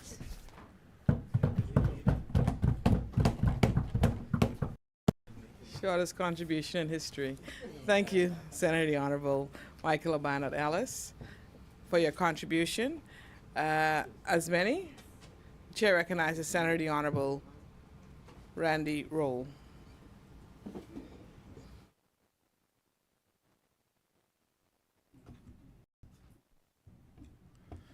Thank you, Madam President. I promise to be brief as well, but I could not pass up an opportunity when in this place. First of all, Madam President, I want to thank the Honorable Prime Minister for, again, allowing me the opportunity to stand in this place before the honorable people. And, no, I don't have a convention happening, but, you know, I am pleased for the opportunity. I'm grateful for his leadership and stewardship.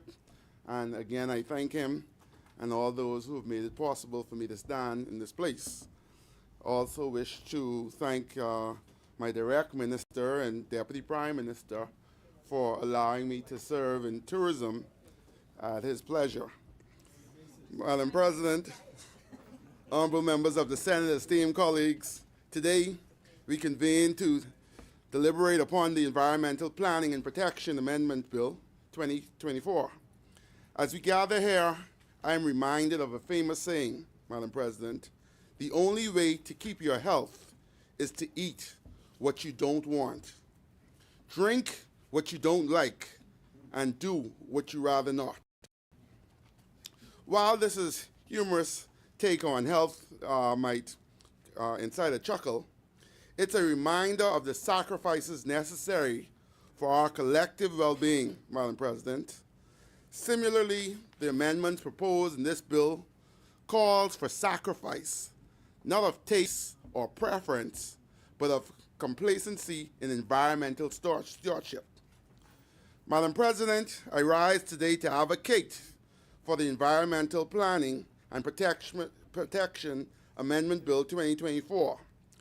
This bill represents a critical step forward in our commitment to safeguarding our environmental and preserving our natural heritage for future generations. Allow me to just touch on a few key provisions and objectives of these amendments.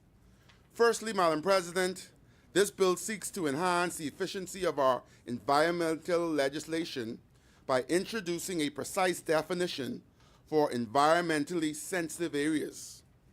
These areas, characterized by their unique ecological significance and vulnerability to human activity, require special attention and protection. By what constitutes an environmentally sensitive area, we empower regulatory bodies to enact targeted measures for their perseverance. Moreover, this amendment proposes significant revisions to the penalties associated with environmental offenses, recognizing the gravity of environmental transitions. Similarly, penalties for other offenses under the Act would be escalated to ensure a more robust and deterrent against environmental misconduct. Furthermore, Madam President, this bill introduces the concept of spot fines, providing an expedited mechanism for addressing environmentally infractions. Under the provisions, environmental officers or marine inspectors would issue written penalties, notices to alleged offenders, affording them the option to either pay a specified fine within 14 days or contest the charges in court. This streamlined process, Madam President, not only facilitates swift enforcement, but also alleviates the burden of the judicial resources. I urge my esteemed colleagues to lend their support to the Environmentally Planning and Protection Amendment Bill of 2024. Let us seize this opportunity to enact meaningful change and reaffirm our dedication to perseverance of our environment. Now, Madam President, on to my favorite topic, my constituency. Madam President, this initiative undertaken by the ministry, particularly through the Downtown Revitalization Unit, deserves commendation, and I would like to take a moment to applaud my team. We're a small unit, but mighty, Madam President. If anyone knows how I operate, it's them. They always say, they speak, Senator. They're my enforcers, and I wouldn't trade them for anything. We do receive tones of criticism, but that's life, Madam President. I would, however, be remiss if I don't draw your attention to the endeavors of the unit, whose concentrated efforts have breathed new life into our urban landscape. The strides made by this unit are nothing short of exemplary, deserving of the utmost admiration and support, Madam President. As the old adage goes, Rome wasn't built in a day. And indeed, the transformation of our city center into a vibrant hub of activity and finally a testament of the dedication and preservation of those involved. What we're now undertaking and executing were dreams and topics of discussion for more than 20 years. Let me brag on, Madam President. The recent blitz against our uninvited rodent guests in Pompey Square in a span of a mere few days, 3 to 5 days, almost 200 rats were caught and removed out of the city center. A feat that would make Pied Piper shame. And that was only Pompey Square, Madam President. The area is now under regular treatment, ensuring the health and safety of both locals and visitors alike. The Ministry of Tourism has also expanded its reach with this initiative. Zone areas will also be treated, Madam President, in a timely manner. Progress, I say. The results of these efforts have not gone unnoticed, and evidenced by an influx of compliments received on our cleanup and control initiatives. It is heartening to see our community taking notice of positive changes occurring in our midst. Furthermore, our partnering with the Ministry of Agriculture and Marine Resources reflects an holistic approach to urban pest control, as we must also attend to stray animals that roam our streets. It's a testament to our commitment to not only beautifying our city, but also safeguarding our inhabitants. Let me just say this, and we've all heard it: cleanliness is next to godliness. I would like to implore everyone to be mindful of their surroundings. Now that's been established, let me move on to a matter closer to home, or rather underfoot: the sidewalks. Oh, the tales these pavements could tell, especially after an event, I say. All of that to say, let us not overlook the vital role played by Downtown Revitalization Unit in maintaining our city's infrastructure, particularly the sidewalks along the city center. These pedestrian pathways serve as arteries of connectivity, facilitating the flow of commerce and culture. Yes, and as any observant citizen would attest, these sidewalks can quickly become marred with litter and debris, especially in the aftermath of an event. Hence, and we love events downtown, Madam President, and we've saw a lot more in the last few months. And so I implore it, but we must also do our part to make sure we keep our city center clean. The regular maintenance undertaken by the unit is not merely cosmetic, but essential for preserving functionality and aesthetics of our urban environment. Yes, thanks to the diligent maintenance by Downtown Revitalization Unit, these sidewalks are receiving care they deserve. But let's remember, cleanliness is not solely the responsibility of a few. It's a collective effort.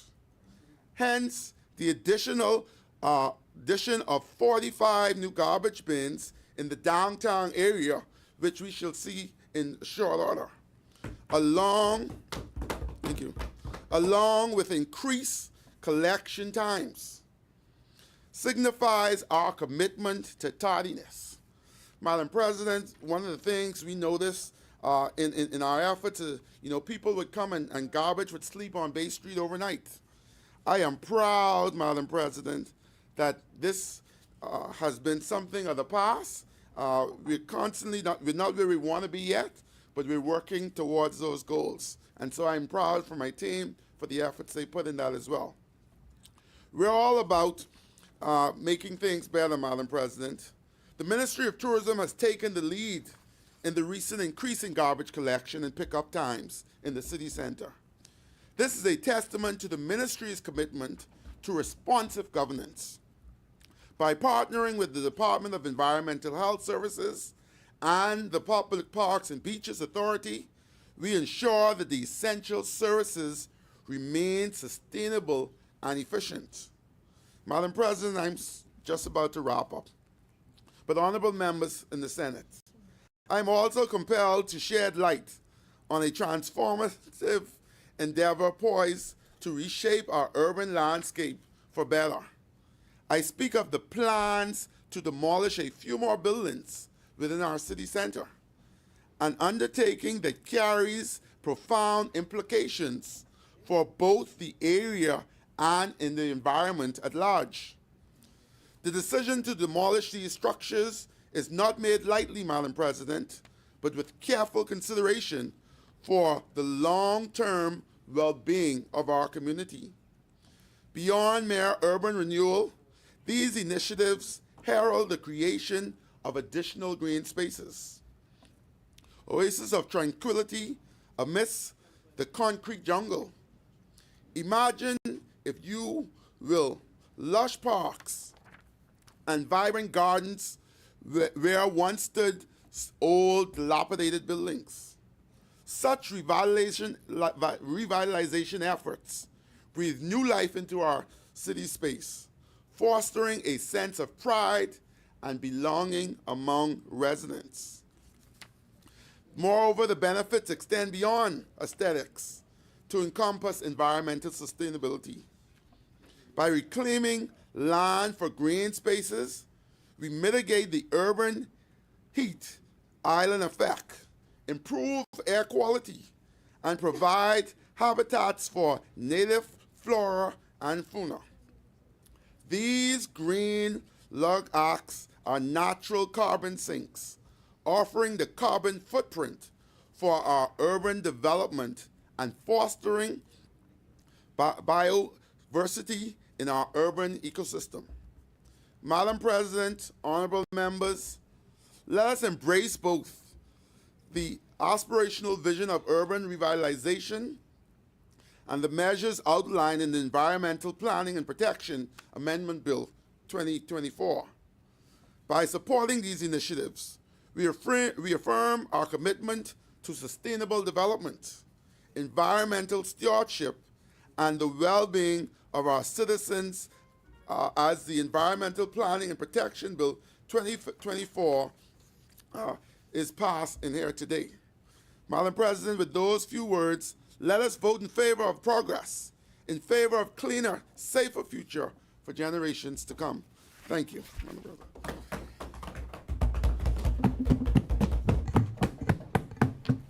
Thank you, Senator the Honorable Randy Rowe. As many? The chair recognizes Senator the Honorable Maxine Seymour. Thank you, Madam President. Yes, I got it. She said she was going to be short. Thank you very much, Madam Jocelyn.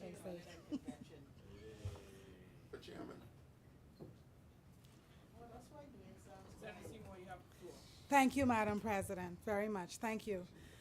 And so, Madam President, as mentioned earlier, May is a busy month when it comes to awareness. And I think I would have mentioned cancer, lupus, mental health, and disaster preparedness. And so May is Disaster Preparedness Month, Madam President, and it's fitting that we're here talking about the environment because as we witness increasingly unpredictable weather patterns, and we all know what happened in Dorian, and there are other natural disasters all around the world occurring regularly, the need for preparedness and to be prepared has never been more critical. And so as this month, the Red Cross, as Senator would have mentioned, and other organizations like NEMA, as they really call for us to be prepared and to, as they educate us and equip us and talk about the tools we need in order to ensure our safety in an emergency and reduce the risk and impacts of disasters. I encourage all of us not to wait until June 1, when hurricane season starts, to go scrambling, but to use the month of May to prepare ahead of the season. And Madam President, when it comes to the environment, and even when it comes to hurricanes and insurance, for example, no one should fuss and say, oh my goodness, I paid my premium or I bought all these canned goods and a hurricane didn't even come. And so we should be prepared no matter what, Madam President, because we'd rather be prepared and something not happen than something happen and not be prepared. Madam President, in the beginning, God created the heaven and the earth. And the earth was without form and void, and darkness was upon the face of the deep. And the Spirit of God moved upon the face of the waters. That's what the Bible says. I should have given Mark some of that time earlier. Madam President, the biblical account continues to record God's creation of our world through speaking for 6 days and, of course, resting on the seventh. So there wasn't a big bang, not that I believe. And Madam President, when God made the earth, he asked us as human beings to be good stewards over it. And recently we would have celebrated Earth Day on April the 22nd day. And Madam President, it's important for us to understand, and I really believe this, that it's not by chance that God placed us here in the Bahamas and created our country the way he did and gave us all the environmental advantages we have. And so we ought not to take that for granted.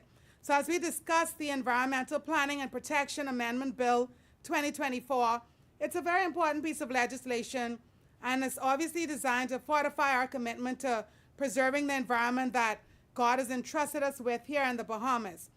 And so this bill not only seeks to amend significant aspects of the principle or the original act by increasing the penalties for infractions and defining environmentally sensitive areas, but it also introduces mechanisms for better enforcement and compliance. And we would have all talked about the imposition of spot fines. But Madam President, I've said this before multiple times, that as Bahamian citizens, we have to have equity and equality.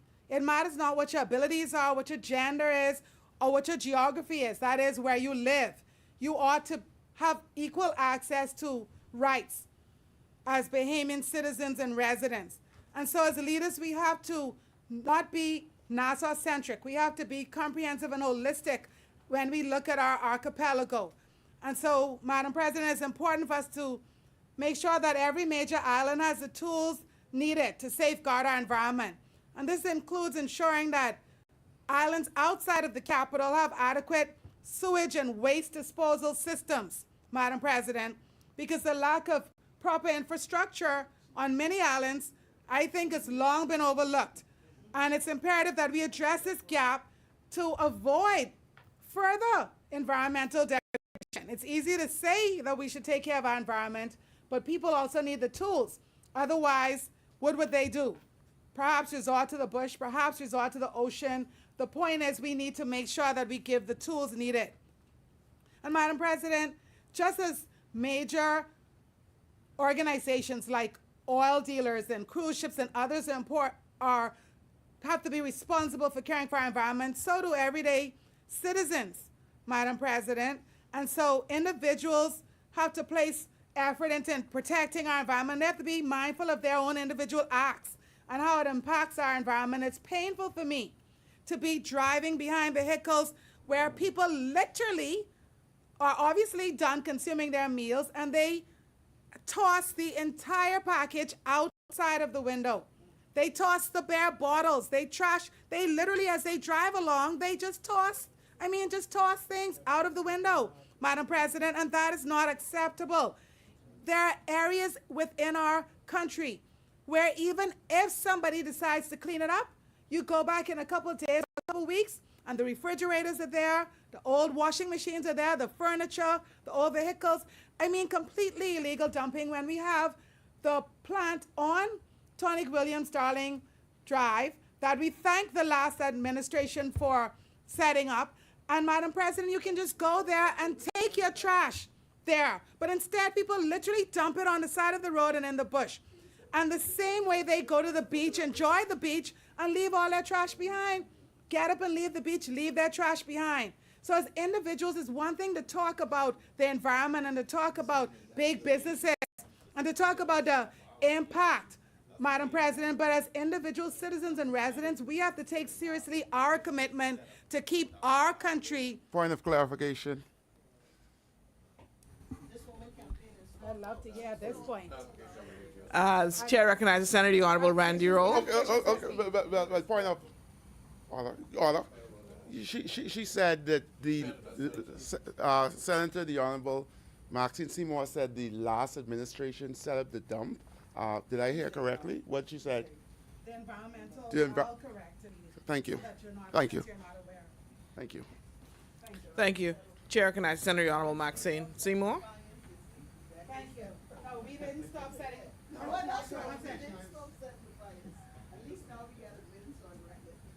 But we are fire. But we don't set fires. We are fire.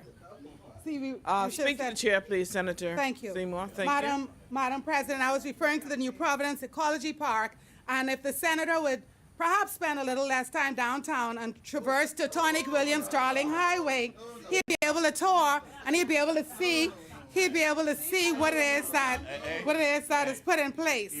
Madam President. So, Madam President, as citizens and residents of the Bahamas, we all need to make sure, Madam President, that we take care of our environment, that we don't leave waste behind on the beach, that when our mechanics fix automobiles, that they properly dispose of auto parts and they dump oil properly, and they go to the ecology park and dump it properly, because we don't want it seeping into our water table, Madam President. And well, I'm happy that in addition to the ecology park that I mentioned, that the senator here also wants me to note the Nassau Cruise Port. So you're welcome, Senator Roll, in your constituency. And so you're right. We do have record numbers, the Nassau Cruise Port, we do have record numbers of cruise ships coming our way. And Madam President, cruise ships offer a delightful way for tourists to experience the breathtaking beauty of the Bahamas. And I have cruised and I enjoy cruises. But Madam President, we also have to make sure that we hold cruise ships and these vessels, these large vessels, accountable in terms of placing the strain they place on our environment, Madam President. And so that heavy traffic can lead to water pollution, damage our coral reefs, and disrupt our marine life habitats. And so we have to find that balance, Madam President, that allows us to welcome these visitors and their economic benefits while enforcing regulations to minimize their environmental impact and preserve the natural beauty of our islands for future generations.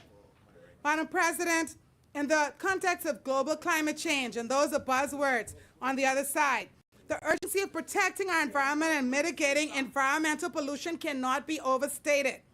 This bill, therefore, is not merely regulatory, but it is a call to action for all Bahamians, like I say, to engage actively in environmental conservation. Let's keep our beaches clean. Let's enjoy them. Let's protect our marine life. Let's take our trash with us when we leave the beach. Let's not leave plastic in the water. Let's make sure that all of our beaches are clean, green, and pristine. That's the beaches, Madam President, that in all of our islands. The beaches in New Providence, Madam President. The beaches in Grand Bahama. The beaches in Abaco. The beaches in Andros. The beaches in Eleuthera, Madam President. The beaches in Bimini, Senator Roll. The beaches in Exuma. The beaches in Cat Island. The beaches in San Salvador. And yes, the beaches in Long Island. We haven't forgotten them. The beaches in Maquana. The beaches in Anagua, Acklands, Cricket Island, Ragged Island. Let's keep those pink sand beaches in Harbor Island. In Harbor Island, clean, green, and pristine, Madam President. And the beaches in the Berry Islands. Madam President, in addition to keeping the beaches clean and beautiful, it is high time that in this island nation there are lifeguards stationed on beaches during peak hours and busy seasons and holidays to protect our swimmers, our visitors, and our residents and citizens alike. Madam President, we are tasked with a sacred duty to protect what God has given us, and this bill helps to pave the way for a sustainable future. So let's move forward with resolve and ensure that our beautiful archipelago remains vibrant and thriving for generations to come. Thank you, Madam President.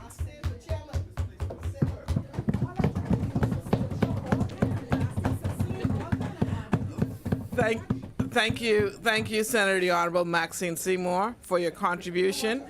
As many, the chair recognizes Senator the Honorable Michael Halkitis. Thank you, Madam President. Just briefly for the wrap-up, once again, thanking all senators for their... Senators. Thank you very much. Senator Michael Halkitis is on the floor. Thank you, Madam President, and thank all senators.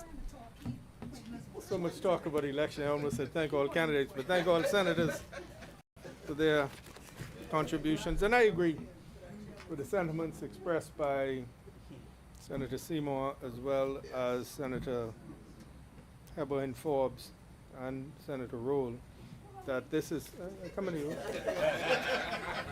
And this is all our. There were 2 points made. Points made that environmental protection is all of our business. So it's not just left up to the authorities to keep the place clean and enforce. But if we would all do our part, good example, taking your garbage bag to the beach so you can take your garbage back home with you. And of course, nothing irks me more than to see people throw things out of the out of the window. And then also the point made by Senator Barnett Ellis, in that yes, we have the heavy fines, but we must resource our authorities to be able to enforce it, and as well wrapped up into that, setting an example so that we become enforcers and whistleblowers, so to speak, to report infractions, to assist our enforcers. And so I think, thanks once again to all senators for their support, and I take all of the contributions and the suggestions in the spirit in which they were given, Madam President. And so I move for second reading and committal of a bill for an act to amend the Environmental Planning and Protection Act. It has been moved and seconded that the following bill be read for a second time and committed. A bill for an act to amend the Environmental Planning and Protection Act. As many as in favor say aye. Aye. As many as in favor say aye. Aye. Those opposed say nay. The ayes have it. The motion is carried. Order that the bill be read for a second time and committed. A bill for an act to amend the Environmental Planning and Protection Act. Committee of the Whole. Madam President, I move that the Senate do now resolve itself into a committee of the whole with Senator Pickstock in the chair. Is there a seconder? It has been moved and seconded that the Senate do now resolve itself into committee of a whole with Senator Pickstock as the chairman of the Committee of the Whole in the chair. As many as in favor say aye. Those opposed say nay. The ayes have it. The motion is carried.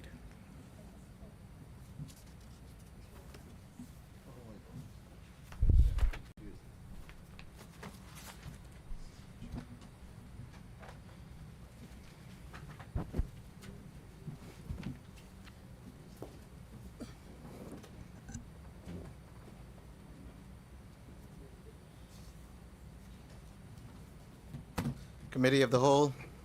Yes, Mr. Chairman, with respect to a bill for an act to make provisions for maintaining public safety and order by discouraging membership in gangs, suppressing and punishing gang-related activities, and for connected matters, I move that the long title of the bill be agreed. Second. Is there a seconder? Second. It has been moved and seconded that the long title of the bill be agreed. As many as are in favor will remain seated. Those who oppose will stand. The long title is agreed. Thank you, Mr. Chairman. Mr. Chairman, I move that the short title of the bill be agreed. Second. It has been moved and seconded that the short title of the bill be agreed. As many as are in favor will remain seated, and those opposed will stand. The motion is carried. The short title is agreed. Thank you, Mr. Chairman. Mr. Chairman, I move that clauses 2 through 28 of the bill be agreed. Second. It has been moved and seconded that clauses 2 through 28 be agreed, is agreed. As many?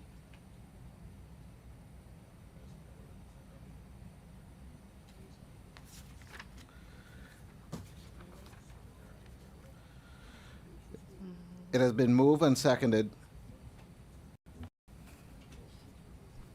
that clauses 2 through 28 be agreed. As many? As many as are in favor, say aye. Aye. Aye. Those opposed say nay. The ayes have it.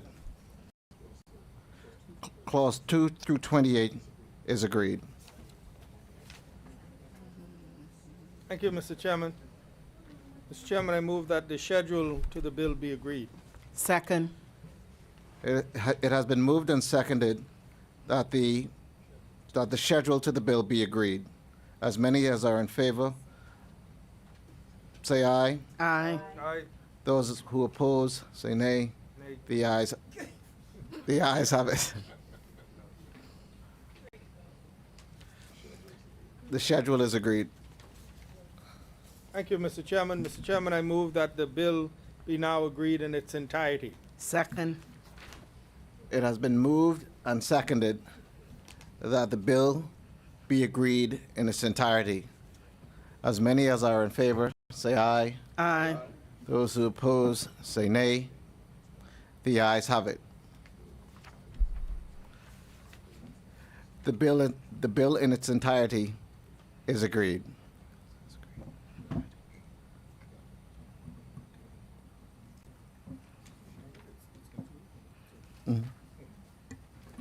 Thank you, Mr. Chairman. Mr. Chairman, with respect to a bill for an act to amend the penal code, I move that the long title of the bill be agreed. Second. It has been moved and seconded that the long title of the bill be agreed. As many as are in favor will remain seated. As many as are in favor will remain seated. Those opposed will stand.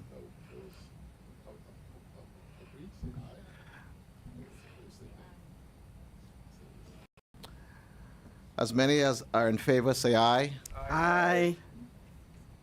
And those who oppose say nay. The ayes have it. The long title is agreed. Thank you, Mr. Chairman. Mr. Chairman, I move that the short title of the bill be agreed. Second. It has been moved and seconded that the short title of the bill be agreed. As many as are in favor say aye. Aye. Those who oppose say nay. The motion is carried. The short title is agreed. Thank you, Mr. Chairman. I move that clauses 2 and 3 of the bill be agreed. Second. It has been moved and seconded that clauses 2 and 3 be agreed. As many as are in favor say aye. Aye. Aye. Those who oppose say nay. Clause 2 and 3 are agreed. Thank you very much, Mr. Chairman. Mr. Chairman, with respect to a bill for an act. Oh, I'm sorry. Yep. Yeah. Sorry, Mr. Chairman. There's a hurry. I move that the bill that's in it be agreed in its entirety. Second. It has been moved and seconded that the bill in its entirety be agreed. Yes. As many as are in favor say aye. Aye. Aye. Those who oppose say nay. The ayes have it. The bill is agreed in its entirety. Thank you, Mr. Chairman. Mr. Chairman, move to a bill for an act to amend the Environmental Planning and Protection Act. I move that the long title of the bill be agreed. Second. It has been moved and seconded that the long title of the bill be agreed. As many as are in favor say aye. Aye. Those who oppose say nay. The long title is agreed. Thank you, Mr. Chairman. I move that the short title of the bill be agreed. Second. It has been moved and seconded that the short title of the bill be agreed. As many as are in favor say aye. Aye. Aye. Those who oppose say nay. The short title is agreed. Thank you, Mr. Chairman. Mr. Chairman, I move that clauses 2 through 13 of the bill be agreed. Second. It has been moved and seconded that clauses 2 through 13 be agreed. As many as are in favor say aye. Aye. Those who oppose say nay. Clauses 2 through 13 is agreed. Thank you, Mr. Chairman. Mr. Chairman, I move that the bill be now agreed in its entirety. Second. It has been moved and seconded that the bill in its entirety be agreed. As many as are in favor say aye. Aye. Those who oppose say nay. The bill is agreed in its entirety. Thank you, Mr. Chairman. Mr. Chairman, I move that Madam President do now take the chair. Second. It has been moved and seconded that Madam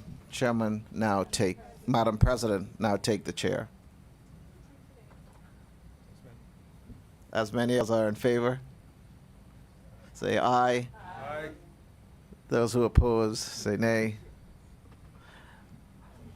Madam President will take the chair.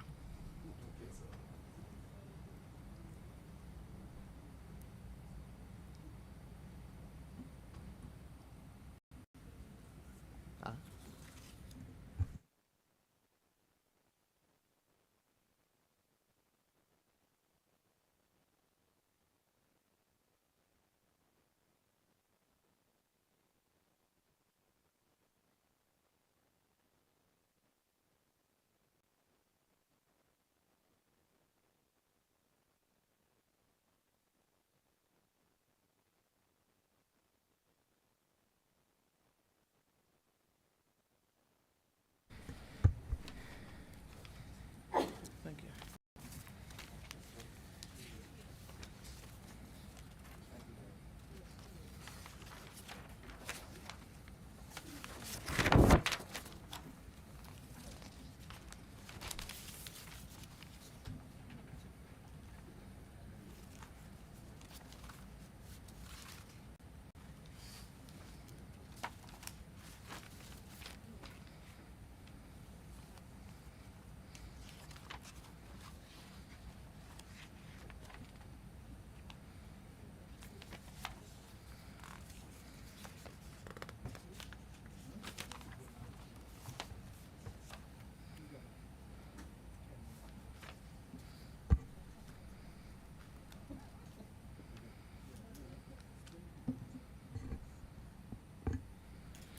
Honorable members, Senator Pickstock, Chairman of the Committee of the Whole, has reported that the committee has examined the bills, having made no amendments thereto. Third reading and passing of bills. Madam President, I move for third reading and passing of a bill for an act to make provisions for maintaining public safety and order by discouraging membership in gangs suppressing and punishing gang-related activities, and for other connected matters. Is there a Second. seconder? It has been moved and seconded that the following bill be read for a third time and passed. As many as in favor say aye. Aye. Those opposed say nay. The motion is carried. Order that the bill be read for a third time and passed. A bill for an act for the provision for maintaining public safety and order by discouraging membership in gangs, suppressing and punishing gang-related activities, and for other connected matters. Order that this bill do now pass and the title thereof declared to be Anti-Gang Act 2024. For the third reading of bills, Yes, Madam President, I move for third reading and passing of a bill for an act to amend the penal code. is there a seconder? Second. It has been moved and seconded that the following bill be read a third time and passed. As many as in favor say aye. Aye. Those opposed say nay. The motion is carried. Order the bill be read a third time and passed. A bill for an act to amend the penal code. Order that this bill do now pass and the title thereof declared to be Penal Code Act 2024. For the third reading of bills, Thank you, Madam President. I move for third reading and passing of a bill for an act to amend the Environmental Planning and Protection Act. Second. it has been moved and seconded that the following bill be read for a third time and passed. As many as in favor say aye. Aye. Those opposed say nay. The motion is carried.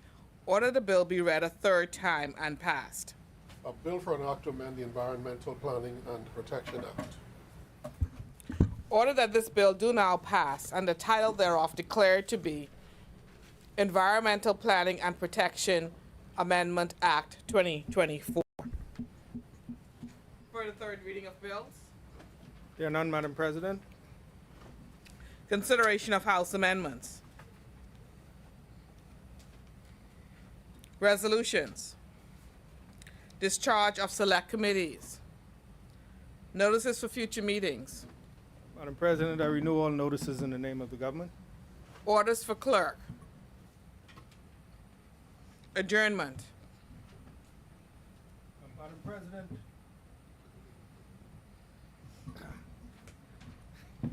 I move that the Senate at its rising do adjourn until Thursday, the Nine. 9th of May, 2024. Is there a seconder? Second. It is moved and seconded that the House at its rising, that the Senate at its rising, do adjourn until Thursday, the 9th of May, 2024. As many as in favor say aye. Those opposed say nay. The ayes have it. The motion is carried. Final adjournment. Madam President, thank you very much. I move that the Senate do now adjourn. Is there a seconder? It has been moved and seconded that the Senate do now adjourn. As many as in favor say aye. Those who are opposed say nay. The motion is agreed. The Senate stands adjourned to Thursday, the 9th of May, 2024.